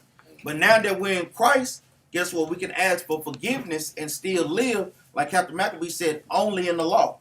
Only if you go back to keeping the law, statutes, commandments. And there was many other things. If you broke the Sabbath, if you committed idolatry, it's many things when you go through the scriptures that we was liable for death. That now we're not up under Christ. Mm-hmm. Go ahead, Al. Boy, if that was the case, boy, all of us wouldn't be having no That's class right. right here, boy. All of us be laid out. For real, that's why Sunday. hold up real quick. I also want to touch on that too with verse 8. Romans 8:1. That's also going into brothers cannot and sisters cannot be condemned for how you used to be in the world, especially with marriages. I know a lot of times brothers and sisters that's married coming to the truth. Sometimes wives still look at brothers like they still at nigga. Yeah. And husbands still look at their wives like they in the world. No. Stop condemning each other for how y'all used to be in the world, man. Y'all got to let that stuff go and move forward, man. Because that hinders a lot of marriages, too. That's also what this is going into. Go ahead, Holding on to all that old past. That's true. Go ahead. Yes, somebody. No, I'm just saying that the whole Leviticus chapter 20 goes into depth. Things you can die for.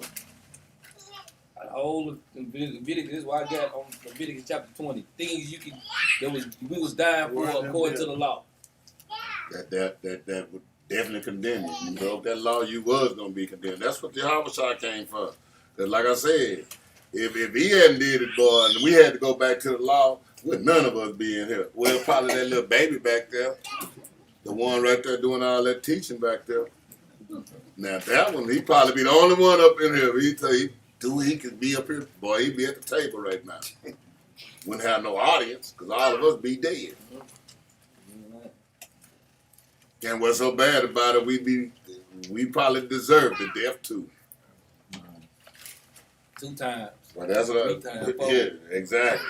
Let's go back. Now read 1:8 again. I want to just so it'll stay in your mind because we're gonna go back and forth on this. Go ahead. Book of Romans chapter 8, verse 1. There is therefore now no condemnation to them which are in Christ Yahushua. Mm-hmm. To walk not after the flesh. Who what? To walk not after the No. flesh. Say that again. Who walk not after the flesh, but after the spirit. Now, he said he don't walk after the flesh. He walk after the spirit. He walk after the spirit. He walk after the spirit. I want that to sink in before I move. Now let's go back. Romans 7:4. There should be a page back or probably on some of y'all same page.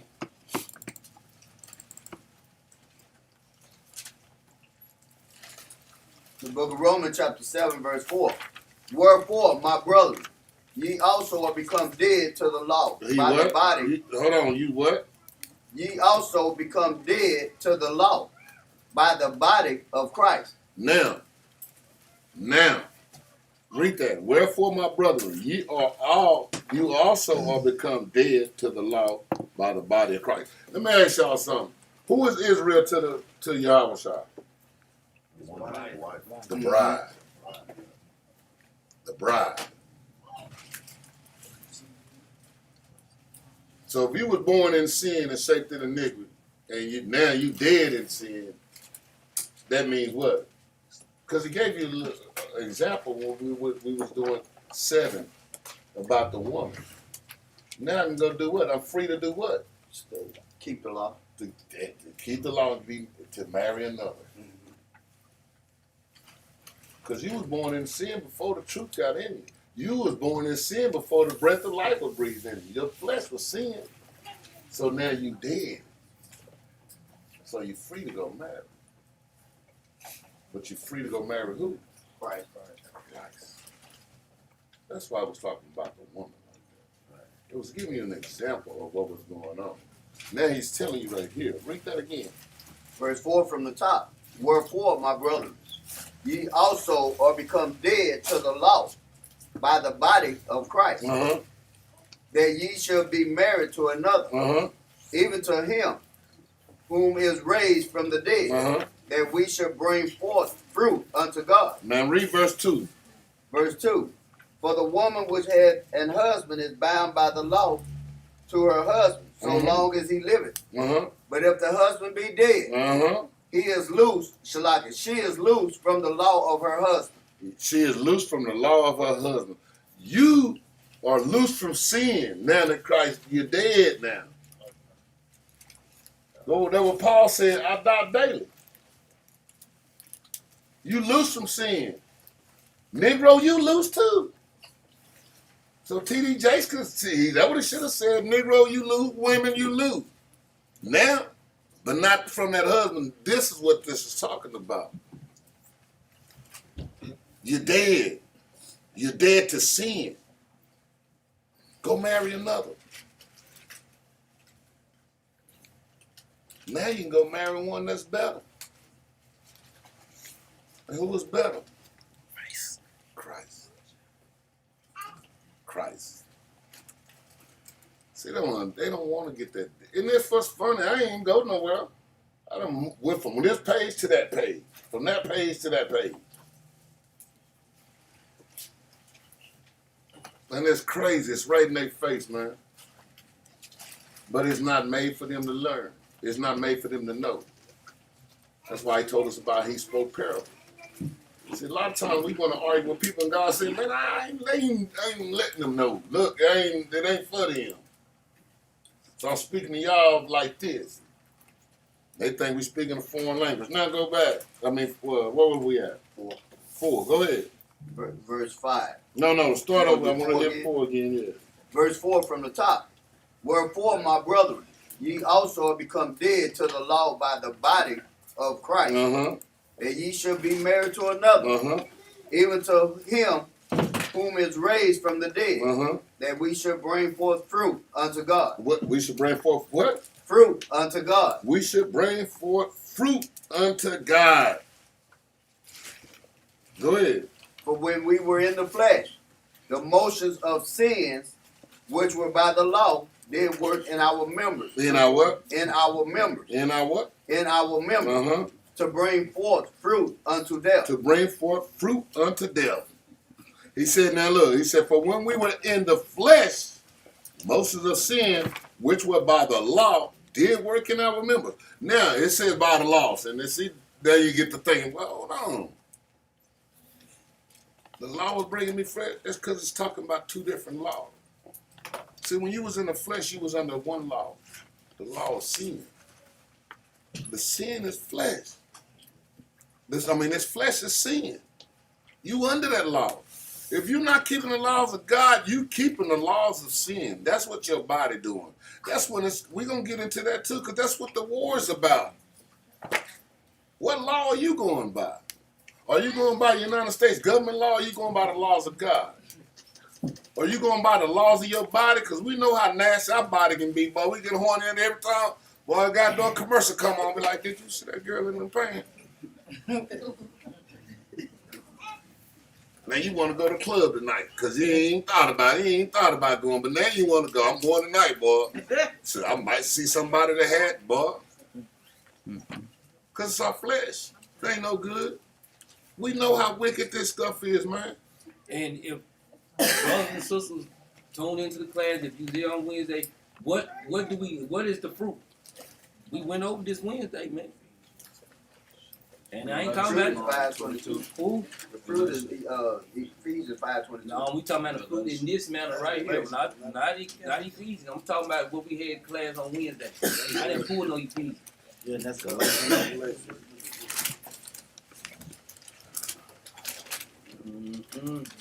I knew brothers gonna get it.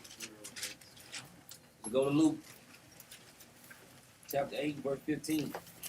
Because these are the truths that the Most High God is trying to work for us to have, man. The book of Luke, chapter 8, verse 15. But that on the good ground are they, which are an honest and good heart. Which is of an honest and good heart, read. Having heard the word. Having heard the word now, read. Keep it. And do what? And bring forth Hold fruit. Hold on. It said, having heard the word, and not only hear the word, keep it. They hear the good word and they keep it. And then after they hear the word and keep it, what else? Then is what they bring next. To bring what? And bring forth fruit with patience. And bring forth fruit with patience. After they hear the word, they keep the word, and they can bring forth fruit with patience. Being patient, boy. That's one thing. Patient. Not overnight. This ain't got doing what's that, FedEx? We need it, or the microwave. We need it now. Cook a whole turkey in 20 seconds. We don't need that. Ain't what you want. I can promise you that it's not gonna taste good. It's not. Put some hot links in the microwave the other day, boy. They sounded good. You hear them in there. 1 minute. Well, bit in that mud just said. Cause that's what, no, patience. Isn't it? You know how it tastes better, boy, when you put that, boy, you remember, you put that hot dog, remember how we used to, boy, put the hot dog in the pot? Y'all remember that? They said actually put the hot dog in some water and turn the fire up on under the water. I know some of y'all don't know that. Yeah, some of y'all else don't have never seen that before. Yeah, you put water on the stove, you turn on the fire, and you put the hot dog in the water. Beef, Yeah, beef, y'all. in the water, Or turkey. in the water, and it tastes good, better than that microwave. You put them in the microwave, boy, them must look like, you be like, boy, that must have been sitting on the counter for 3 days. It all drawn up and everything, boy. You know what I'm saying? Yes. Yeah, what? But it's a flip side of the fruitful, because this is what we covered. Man, look at it. We covered these fruit. What's the flip side? What's the first? Let's go get it. Yeah, he definitely right. That's the flip side of it. Matthew 13:22. Because if we bring in the fruitful side, and we know how to get the fruitful side by hearing the word and keeping the word, that's how you bring forth fruit. But this is on the flip side, though. When you don't want to receive the word, and you get tossed to and fro, man. I like that one. Read that up. The book of Matthew, chapter 13, verse 22. Mm-hmm. He also that received seed among the thorns Read. is he that heard the word He that heard the word, read. in the care of this world. But the cares of the world, Mm. the old man, the world, and guess what? Mama, daddy, brother, and sister. Guess what? They on Facebook having the best time of their life over in their Christmas party. All your friends and family, you didn't seeing them, and you sitting at the house, man, and they on Christmas, they big kicking, and you at the house just watching TV like, dang, man, they over there. Man, put the phone down. Go give some time to your God, man. This is the time, guess what, in your weakest moment, it's the time that you need to, guess what, reference in the Most High God, man. Read. And the deceitfulness of riches choke the word, Choke the word, man. Read. and he becometh unfruitful. And it became unfruitful. These are these things, this are the current beast. Guess what? You hear the word, keep it, you bring forth good fruit. You guess what? You hear the word, guess what? Everything else choke you out. Now you become unfruitful. And that's why a lot of times, like a lot of these stars right now, they talking about coming to the truth. They ain't never gonna come all the way to this truth. They ain't gonna do all the stuff that they say that we supposed to be doing. Why? They like the riches. They deceitful of riches. Shoot, man, hold on. You see Nick Cannon, boy, he was wearing that turban, all that old stuff, boy. As soon as they took that money, no, nigga threw that off. No, But what happened though? He lost the child. Most High God killed his son. Exactly, because he went back to messing with Most High the same way. I'll take that from you then. And it ain't the only thing for them to be taken. You mean to tell me you stood up and then you sat back down because they took your money? That's when they should have really been strong. That's been like the last goddamn wilding out I'd have done. But the thing is, you look at all these people and all the riches that they have. Okay, they cut these people's shows off. They said you were worth 30, 40 million dollars. You should be okay. You should be okay. But obviously you're not worth 30, 40 million. That's just a facade. Right? Yep. They're gonna cut their credit card off in that line of credit that they gave you, and that's what you don't want to cut off. Because if you really had that type of money, if they cut me off from doing this, okay. I'll be all right, 30, 40 million. Okay, let's go invest in some real estate. I can flip it somewhere else. Yep. But guess what? Guess what they do? And obviously their facades didn't work. Because if I'm worth 30, 40 million dollars, I don't give a damn what you take. Come on with it.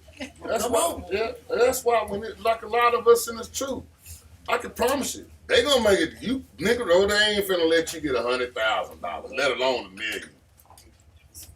Cause you know how we do, boy. You give me $100,000, but they be talking about the 30 million ain't nothing. I'll be there next year. Not better yet, don't even give me $30,000 and watch me flip that legally. Legally. Let's go back.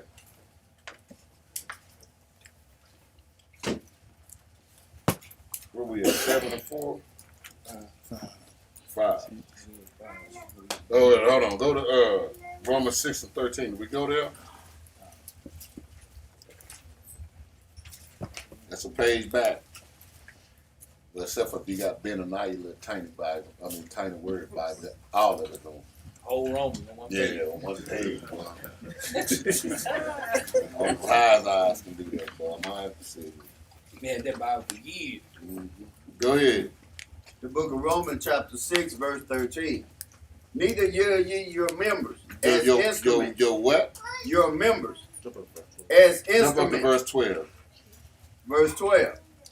Let not, the book of Romans chapter 6 verse 12. Let not sin therefore reign in your mortal bodies, that ye should obey it in the lust thereof. Neither yield ye your members as instruments of unrighteousness. It says the members. See, it's talking about the members. The same thing it was talking about in verse 5. It says they work in our members to bring forth fruit unto death. Now he's talking about, read that again now. Start at 12 again and read it again. Verse 12 from the top. Let not sin therefore reign in your mortal bodies, Mm-hmm. that ye should obey it in the lust thereof. He said, don't let sin reign in your mortal body. Your flesh is already sin. He said, don't let that reign. How do you get away from letting it reign in your body? Keeping the law. That's the only way. Otherwise, you're going to be controlled by everything your flesh telling you to do. I can promise you. Your flesh right now gonna tell you right now, boy, if you ain't in the spirit and doing these laws, boy, that mother tell you to buy some gifts, you be at goddamn Walmart tomorrow. Wrapping stuff up. Get this gold wrapping paper. Nigga, you was just not even supposed to be doing Christmas. You said you done. But see, we gotta understand this, man. That's how we get out of these laws. Why you think the fighters against you keeping these laws, they want that because we need this Negro back in some sin. They mad at you because you ain't with their program. You ain't with the world program. Because they didn't feel for the okie doke. Mad because you just, I ain't falling for the okie doke. And want you to fall with it. Exactly. Misery love company. Then they be like, and they holler about the crabs in the barrel. How in the hell did the crabs get in the barrel? Mm-hmm. We don't never talk about that. No doubt. We all the crabs in the barrel, but who put us in there? Dang it, let's talk about that first. Who put us in there? Go ahead, read. 13 from the top. Neither yield ye your members as instruments of unrighteousness unto sin. Unto sin, But yield yourself unto God. But yield ye yourself unto God. See, it's two different laws going on here. And it's telling you, don't live under the law of sin, but live under the law of God. See, but what they're trying to get you to believe is, when it's talking when Paul is speaking, he's speaking on not the law of God. It's talking, see, but you got to understand, just like it's two Gentiles, it's two strangers, it's two laws speaking here. And we're going to clear that up. It's not the same law. Because when he's talking about it, sometimes he's talking about the law of God and the law of sin. Because when you are, better yet, we're going to get that out too. Go to Galatians 5 and 19, because you had brought that up. No, you passed by when he brought it out. Let's go to Galatians 5 and 19. I think Brother Keenan had called that out. The book of Galatians chapter 5 verse 19. Now the works of the flesh are manifest, which are these: adultery, fornication, uncleanness, lasciviousness, idolatry, witchcraft, hatred, various emulations, wrath, strife, sedition, heresy, envyings, murders, drunkenness, revelings, revelings, and such like, of the which I tell you before, as I have also told you in time past. In time past, from the beginning. Go That ahead. they which do such things shall not inherit the kingdom of God. See, when you got your money, let me ask anybody, raise your hand if you did not commit one of these when you was in the world.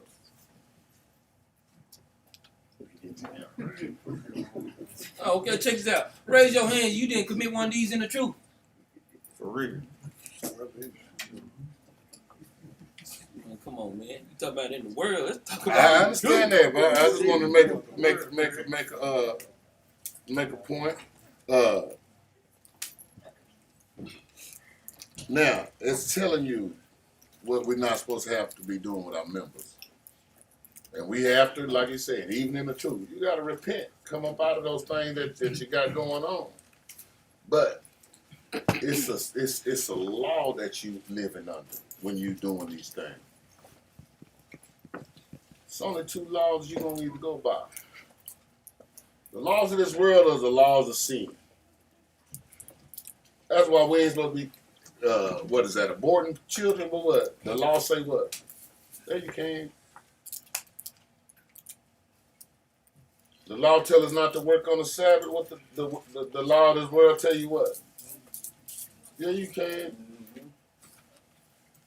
The law say they don't no idolatry.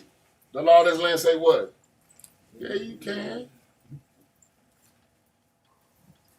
Everything they got go contrary to this Bible.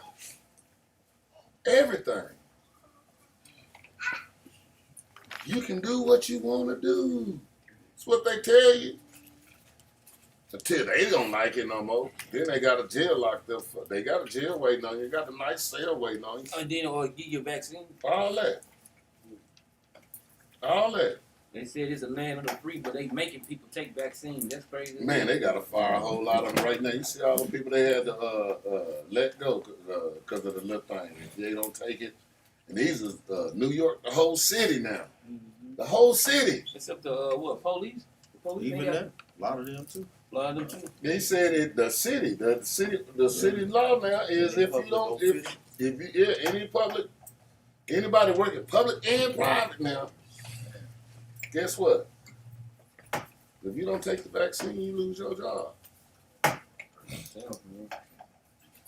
They're gonna be going on there talking about, man, ain't no trains gonna be moving on none of that.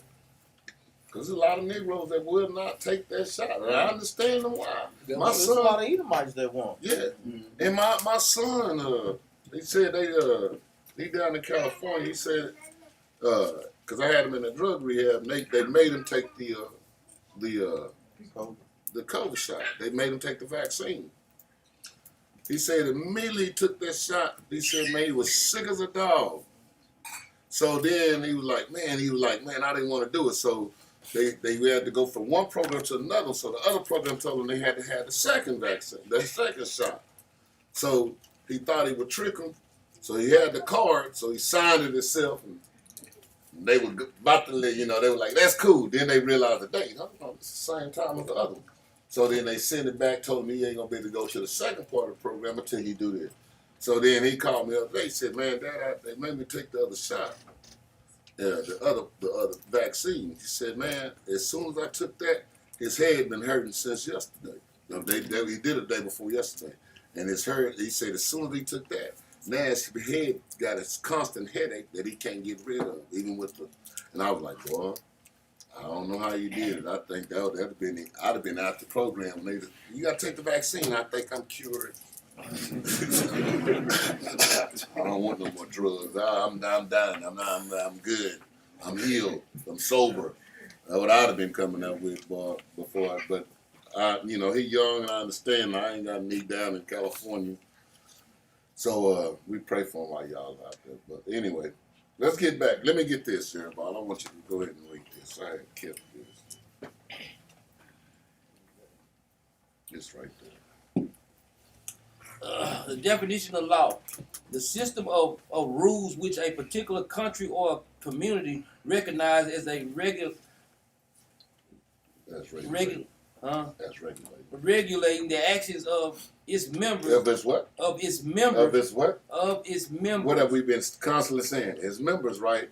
Your members of your body going under a certain law.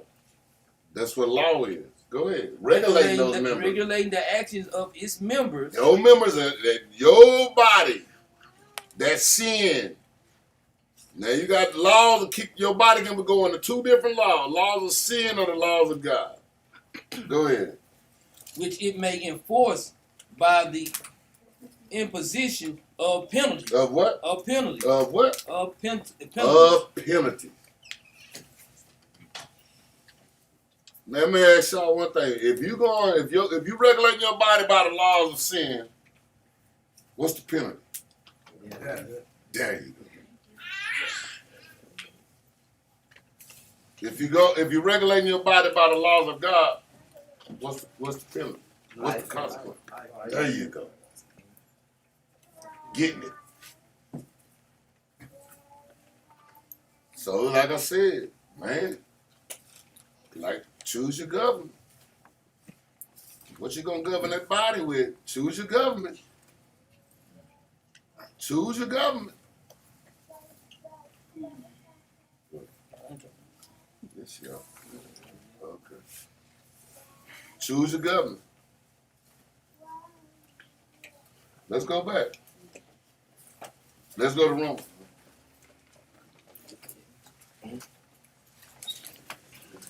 Book of Romans, chapter 7, verse 6.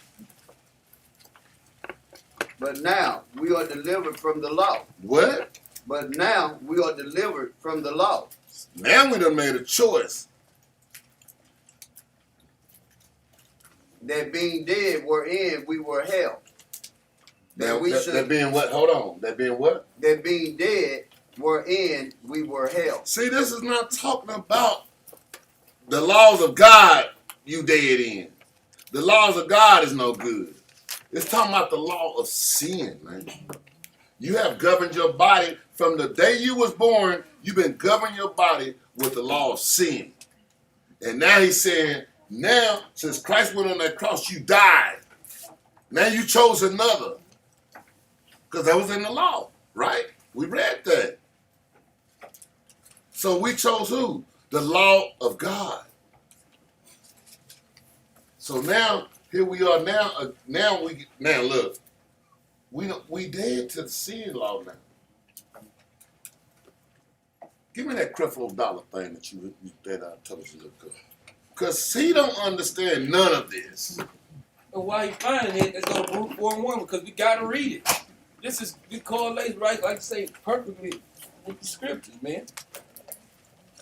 And start making to make the Bible, to make it come to life, man, to bring better edification of what you're going into, man. You got to read Root 4:1. Get there, I'll read it. The book of Baruch, chapter 4, verse 1. This is the book of the commandments of God. In the law that endureth forever. Read. All they that keep it shall come to life. All they that keep it shall come to life. Read. But such as leave it shall die. Shall do what? Shall die. Shall what? Shall die. Turn thee, O Jacob, and take hold of it. Walk in the presence of the light thereof, that thou mayest be illuminated. There you go, man. Hey, look, the commandments. Choose a law. Choose a government of that flesh you got. Y'all, that's what we supposed to be doing. So if you start learning stuff like this, when you're going in the Paul letter, it ain't finna be hard now. It's hard when they try to take that little bit and make Christianity out of it. God dang it, they should question Christianity. That's it. I just gotta believe. That's it. So what I need to go to church for? I got it. What I need to hear a pastor from? I got it. I believe.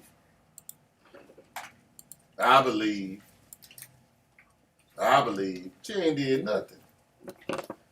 Let's go back. Hold on before you even start. You already got it lined up? Go ahead. Oh, okay. No, okay. Yeah, go ahead. No, go ahead. We ain't there yet.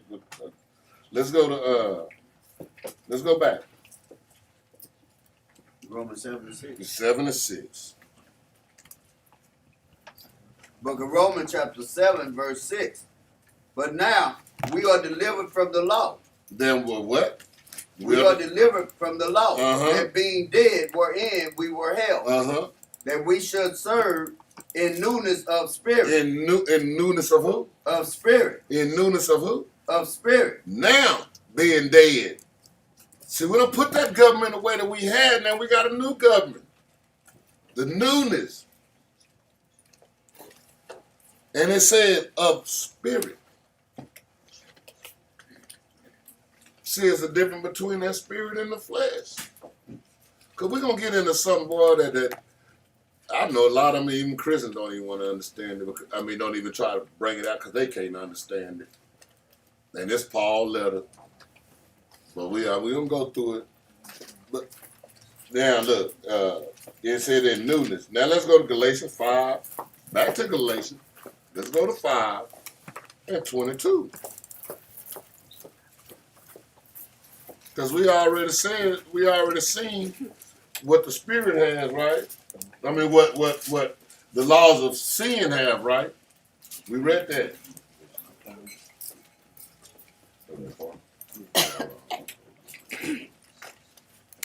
I got it.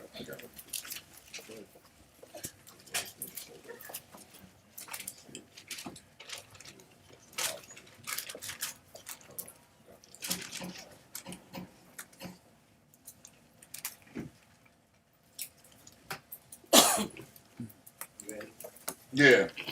The book of Galatians chapter 5, verse 22. But the fruit of the Spirit is love. That's what? Is love. And these are totally opposite than the fruit of the what? The laws of what? Sin. The laws of the flesh, laws of the world, same thing. These are different. Now, like I said, choose your government. Because that other government gave you all that other stuff that we used to be, that we're not supposed to be. And all that leads to what? Death. Now let's see what leads to life if you use this government. Go ahead. But the fruit of the Spirit is love, joy, peace, long-suffering, gentleness, goodness, faith, meekness, temperance. Against such there is no law. There ain't no law when you're doing these things. Ain't no law that can come against what you... When you do that, ain't no law that can come against that. That's the law of the Spirit. See, because can't nothing be said about it. See, but when you're in the law of sin, you can make up all kind of excuses. You got all kind of stuff. Well, I did it because... You can make up anything. See, when you're doing what God just say, do the law of the Spirit, can't nobody say nothing to you. Can't nothing be done to you. We got to understand this, man. See, Paul went real deep. It just went over a lot of them head. Paul. They don't never want to discuss these things. They want to get out there and throw it out. And what's funny is, because what happens is, they ask y'all a question, or us a question. They ask us a question. The fact is, like the Bible says, patience also is one of the fruit of the Spirit, right? So, what we do is how we do it. We break it down with the Bible. We might have to pull 3 different scriptures in order to break one little thing down. They don't have the patience enough to wait for you to finish. They want to stop and interrupt. Well, let me finish. Boy, if you go watch any one of the Israelite videos, and you hear every last one of them say, well, let me finish, because they won't let them finish, because they don't have patience. Because they're going to ask another question in between it. In between it, exactly. Let me answer the first question you asked.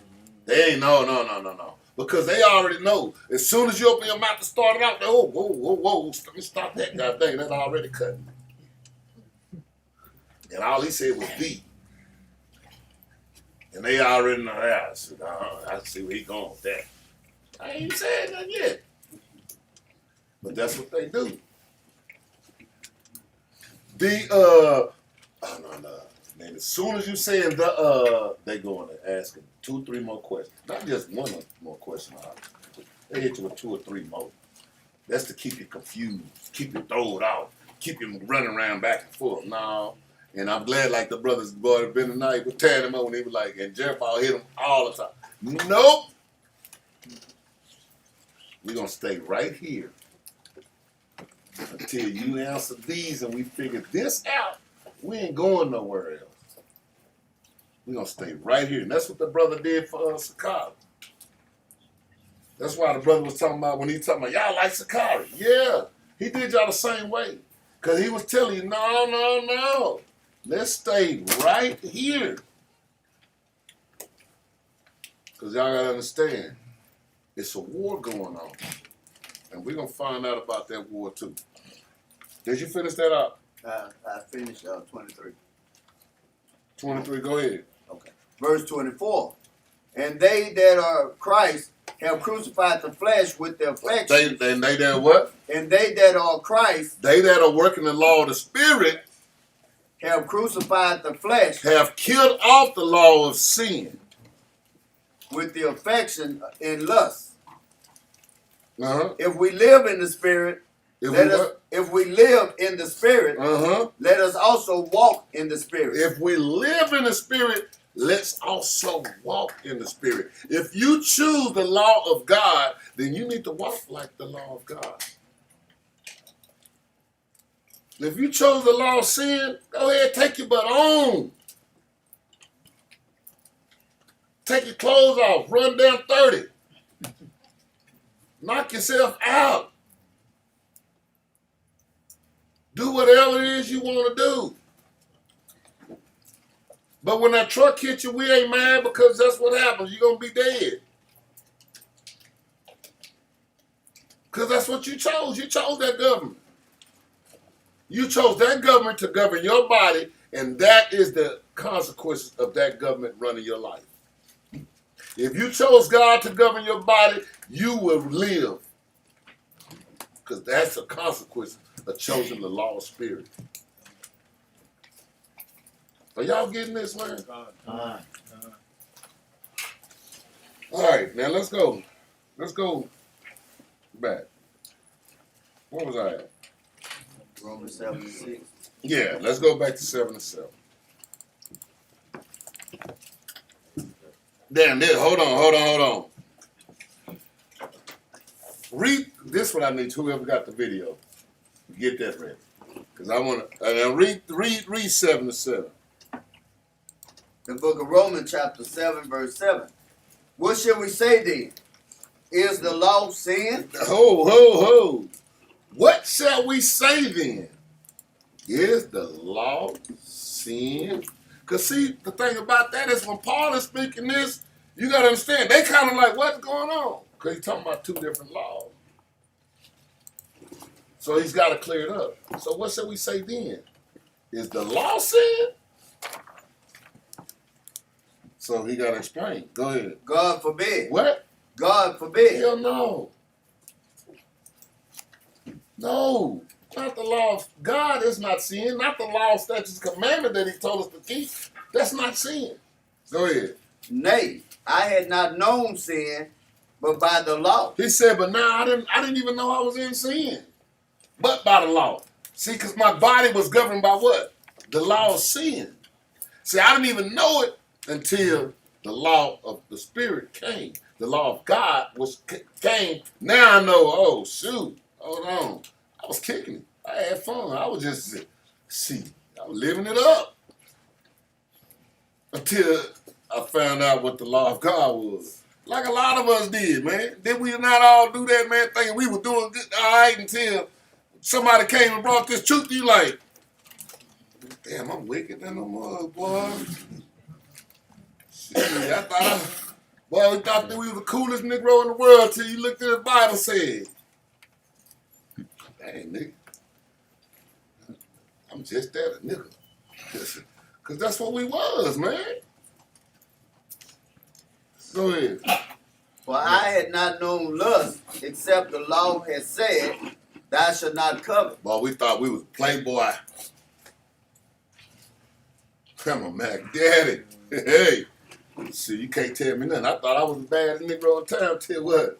I got them commandments. And wait, what? What? You know, you just think about every man in here. Every man in here thought they knew what the girls like. Yeah. And every woman in here thought she knew what the men like too. One and the same, man. Everybody thought they was big bad until you find God. Till you found out God allowed me. Like, man, I wasn't nothing. Wicked as hell. I wasn't nothing. Like you said, shoot, we got to know God's laws in order to know what we're not doing. Exactly. We have to have these things. Now, hold on. Go ahead. Because I want to play the video right quick. Trying to get you to see it.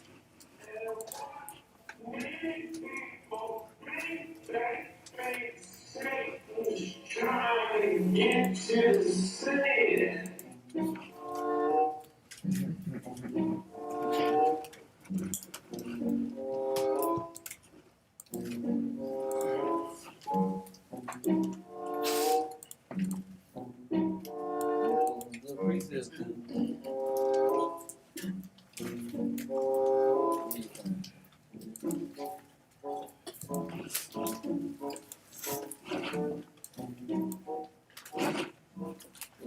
And Satan's trying to tempt you to do this or to do that wrong. No. All he's trying to get you to do is to keep the law. All he's trying to get you to do is to keep the law. All he's trying to get you to do is to keep the law. Hold on. Pause that right quick. Let me ask y'all. Let me show you. It gave you the was that Mark 4:1? When he was led up in the wilderness. Matthew. Okay. When the devil tempted him, he said what? Thou should not tempt the Lord thy God. For it is written. In order for him to get the devil to resist, guess what he had to quote to the devil? The law. So how is the law bad? When that's how he got out of trouble. Yahushua got out of the trouble by quoting the law. But the devil trying his best to get you to keep the law. But if the devil don't have to try, but if the devil was the one that got us to keep the law, we all be keeping the law right now. So, what would be his job to get us to keep the law? No doubt. That You mean to tell me the devil finna tell you, hey, y'all don't stop getting idols. Because idols is what you worship him.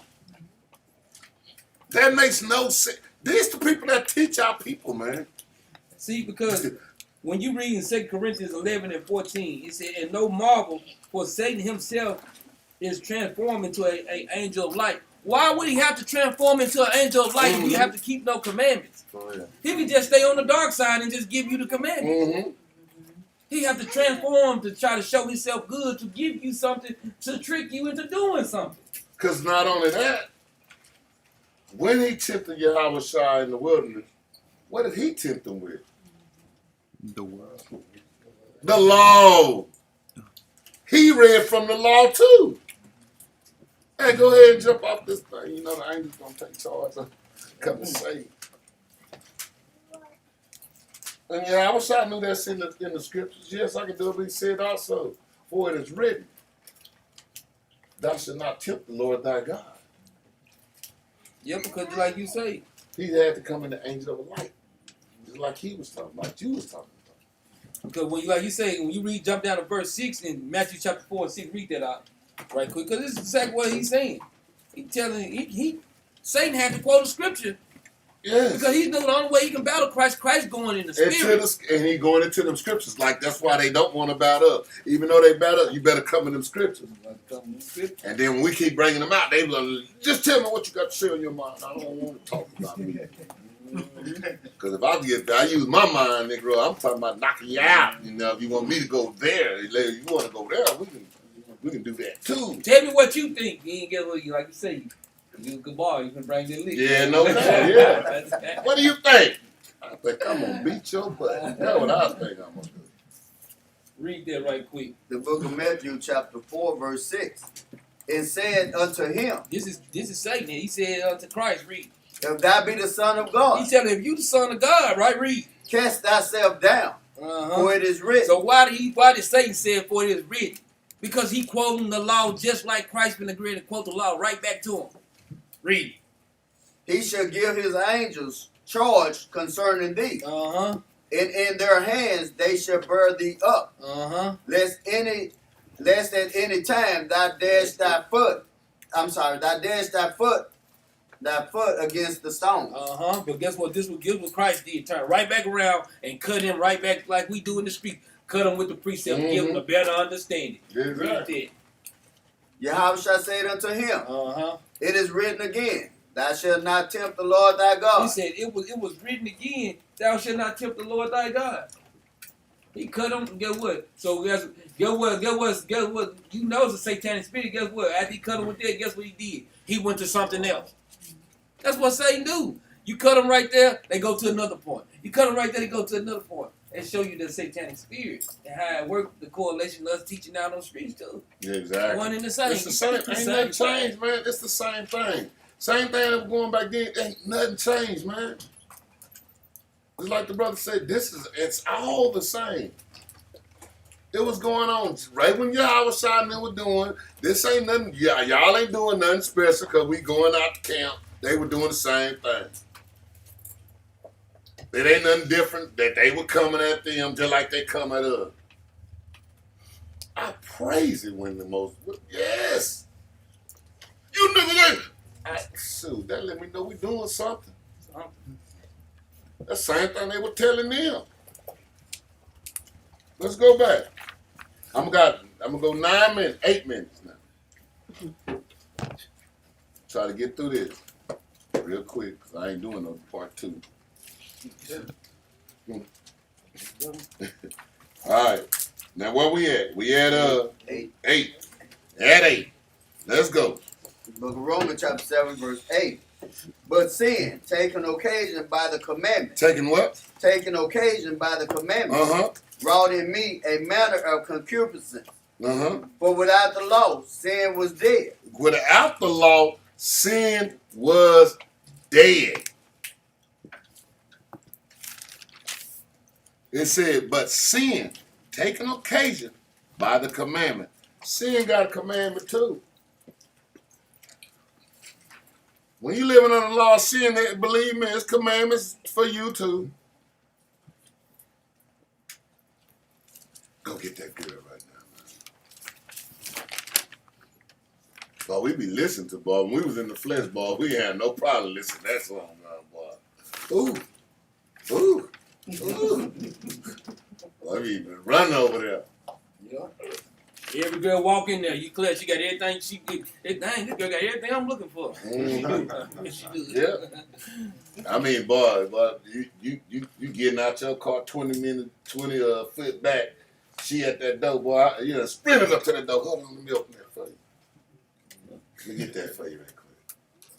Y'all don't fall for that, man. You know, just open the door trying to get in your pants. That's all they do. When he open that door sometime, that's what he want. He just unzipping your pants, what he doing. He done already unzipped before he made it. That's all right, yeah.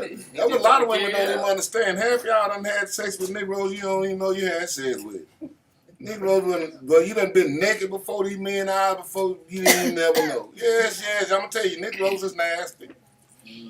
Yes. Negro will look at you and you done, boy, they done seen your body before without you ever taking off a piece of clothing. Done seen everything you got. They mind go there. Yeah. My mind went there. I done seen a whole lot of butt naked people running around in the grocery store. My mind went there. There's am I lying, fellas? No. Yes. Negroes done already peep you out. Your feet, boy, they done made your body colored. Oh, yeah. Your yellow bone, they done seen you. Yeah, get what? Why you think he be like, ooh, I knew it. Yes, exactly. Where did that come from? Uh-huh. Niggas already made way, so who I do it? Like, yeah, I bet you did. And You then already playing the whole thing out. all that. Then got to the bedroom, they be like, oh, I didn't know she had a birthmark right there. But he done seen everything else before y'all even got there, but he didn't see that part. I didn't see that part. Because guess what? She had birthmark tattoo. I'm telling y'all. Surprised. Ooh, he be like, ooh, he ain't know all that because he already imagined something already. Yeah, he got it. Exactly. Yes, you young girls. That's why you need to wear modest clothing. Yes. Because you have that stuff type, I can promise you. Uh-huh. Yeah, his mind gone now. His mind has gone now. And every time a nasty old man, this nasty young men too. They nasty too. Because guess what? There was one nasty young man. They just got They old. just got old. That's got all old. it is. They It's nasty all old they, men. they didn't start when they got old. Yeah, this is all Sure, they started as soon as their voice got a little deep. Hey, that nigga got nasty. Go ahead, as soon as puberty came in. Soon as puberty came in. When he looked in the mirror and seen that hair right there, that nigga got nasty.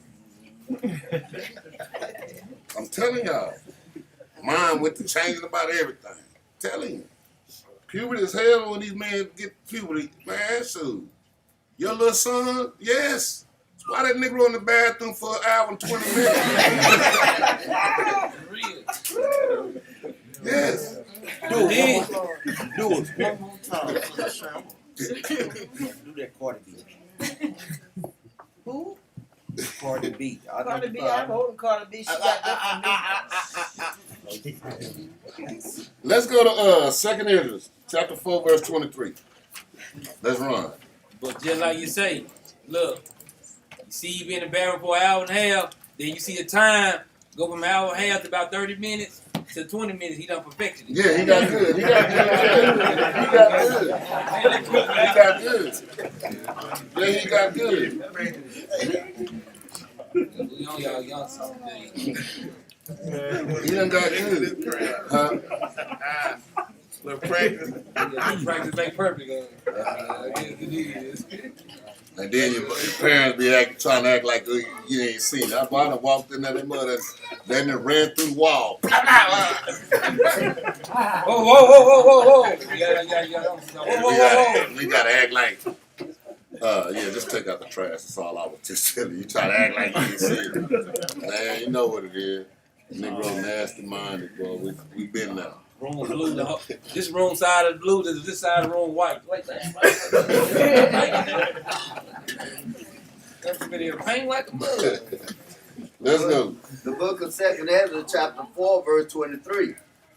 For it was not my mind to be curious of the high things, but of such as pass by us daily, namely, wherefore Israel is given up as a reproach to the heathen. As a what? As a reproach to the heathen. You see, now we done chose a government. We done been giving up to a nation that's definitely gonna keep us in sin. A nation that's definitely gonna keep us telling us don't obey God's laws. Obey sin. Obey our laws. Obey us. Go ahead. And for what cause the people whom thou hast loved is given over unto ungodly nations. And why the law of our forefathers is brought to naught. The law of what? Of our forefathers is brought to naught. The law of our forefathers is brought to naught. Because why? The nation that we've been put on have told us, hey, look, don't go by your laws. Not the laws of your forefathers. Go by our laws. Go ahead. And the written covenants come to none effect. And come to what? None effect. Come to none effect. None effect. Keep the high holy days. None effect. Keep Christmas. Hey! That's what it's gotten to, man. Because of the nation that was put over us. You can best believe it don't want you to go back to your law. No, do not. Because if you go back to your laws, they kingdom fall. Because imagine, if we got 9 high holy days, some of them go for 8 days. If we didn't buy or sell, if we was really doing it the way we're supposed to, and not buy or sell for 8 days, all the blacks, Hispanics, and Native Americans in America today would do this. What would America do?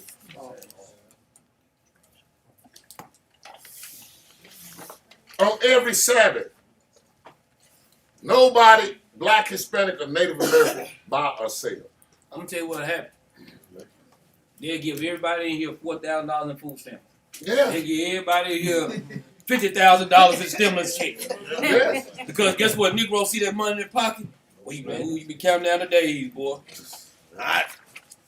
Guess what? Some of these Negroes, guess what? You be riding by the store. You be seeing Negroes sneaking in the store. They in there tiptoeing in the store. Trying to make it there. That's what happened. We do that, guess what? You start seeing them just giving us stuff. Just giving us more stuff. Why you think, man, nothing in all our lives, they never gave this much food stamps and assistance away and never before. But the truth had never been around like this either. Exactly. But since it's around like this, guess what? They giving Negroes. They giving us everything, man. Because to keep their mind, they trying to keep their mind. What am I tell you? Because they want two things. You don't govern yourself by the laws of God. You govern yourself by the laws of sin. That's why they're going to do that. Because they trying to keep your mind from listening to anything these Negroes out here talking about. That's it. Because they know for a fact that there's truth that's going on and it's happening. Even though we didn't know, we had no idea what was going on. But I can promise you, our enemy knew. It really, like I said, the reason I know they know, because some of this stuff that I was looking up at, some of these precepts, they went and got them. They damn self, yeah. I got them right there. I didn't have to do a lot. I got them right there. And I went back and said, okay, they went to that. That means they know. Even though we just finding out who we are, even though they've been known. They read this. That's why they make Paul confusing. Some stuff they get understanding because the Most High allowed them to understand some of these things. Everything is not hidden. Some of it's straightforward to everybody who read it and look at it. But some of it is hidden. But the Most High showed it in these things. Because a lot of times we're going to have to be tested, people. I don't know how y'all think y'all finna live a life. Don't nobody don't want to be touched. Touch me. Do whatever it is got to take me through to get back so I can be governed under what? The law of the Spirit. Whatever I got to go through to do that.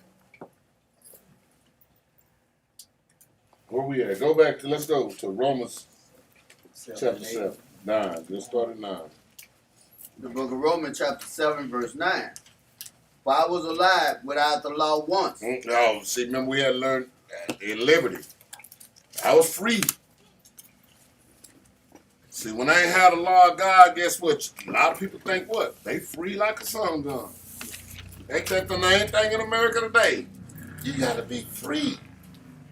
Ain't none of them free. You're under somebody's law. Go ahead. But when the commandment came, sin revived. Sin revived. And what? And I died. And I died. For I lied without the law, but when the commandment came, sin revived. And I died. See, I was alive without the law, boy. Before I knew the laws of God, boy, I was doing my thing, boy. I was living. Then the law came along. Somebody in them Hebrew Israelites running around there talking about we got to keep the law. Now, exactly. Now I know what sin is. Now I died. But I didn't die a physical death. I had to die to what? All sin. I had to die to it. Kill that flesh off, because we all know Saturday morning we get up, worked all week. Get what you gonna do Saturday morning? You gonna clean up. All that. Gonna get the grill ready. Mow the lawn. Start drinking. Go shopping. Yeah. Getting the things together. Y'all know how to do. You getting ready. What you prepping for the Saturday night? But you gonna be kicking it all day long. Watching the football game. You. That what, man? But when we woke up, guess what? We got revived. We had to kill that old man. That old We had to man kill that thing had off. to die to the law of sin. They had to. And now that that body done died, guess what? I'm taking on my new wife. Which is who? Christ. The house. I could be married again.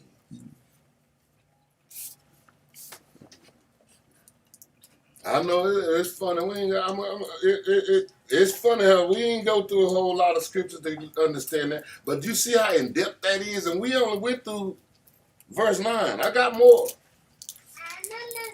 Ain't that right? Yeah, we know. But I you hear what he talking about? We know, JoJo. I'm doing no part two.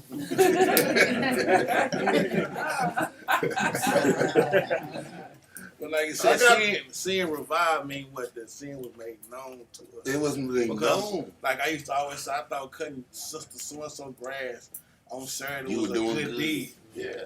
But sin revived in me, and I understood what sin actually was, which was what? Breaking the Sabbath. You know what I'm saying? That's why I say sin was revived, because it became known to us what we were doing. Like you said, I would have had not known the law, but by sin. But by sin. I didn't know I was coveting. I didn't know I was over here lusting until I seen that I can't do that. That's how sin was revived. And then that's another thing. The thing about it, when you only had one law presented to you, then you go by that law, right? That's the only law I know. Until some new set of laws came, you're like, oh, hold on, wait a minute. Them laws ain't that contrary to the ones that I have been growing up with. Now, which is good, okay? Think about it. You make the decision. This right here that I've been doing, I'm dying. This new one that's here, right there, I'm living. So y'all better choose what law y'all gonna govern your bodies with. The laws of God or the laws of sin. Let me get one more before I burn out here. Sirach 41:8.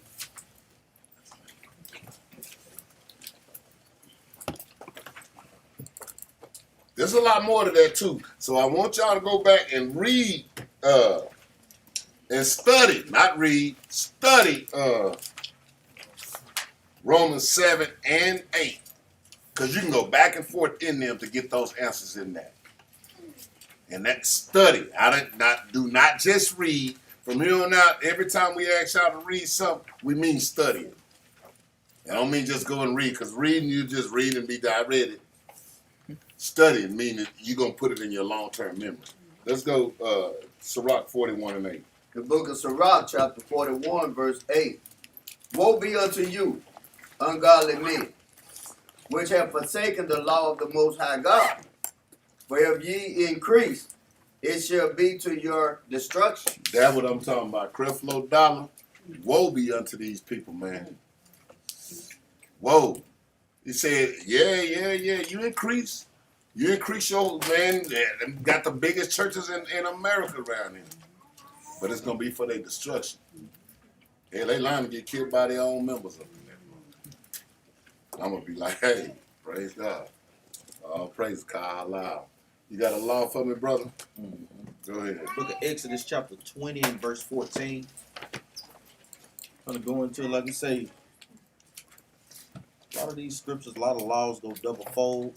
Adultery on the physical level and also adultery on the spiritual level.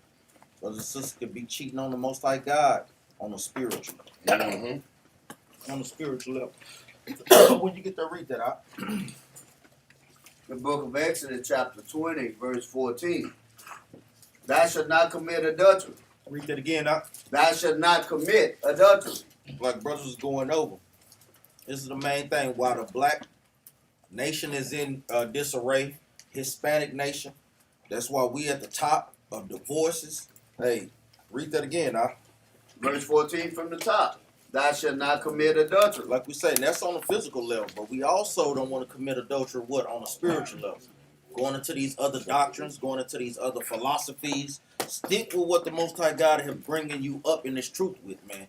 Stick with that. Take heed to those things. That's what these things is guiding brothers and sisters this far, man. Go ahead, huh? Yeah, and that's what he's saying also when he said, thou shalt not commit adultery. Adultery, married to another somebody. You married. Mm-hmm. If you calling yourself the son of God, you married. Right. You got a husband. So you can't be running around doing what you want. Thinking, no, you can't.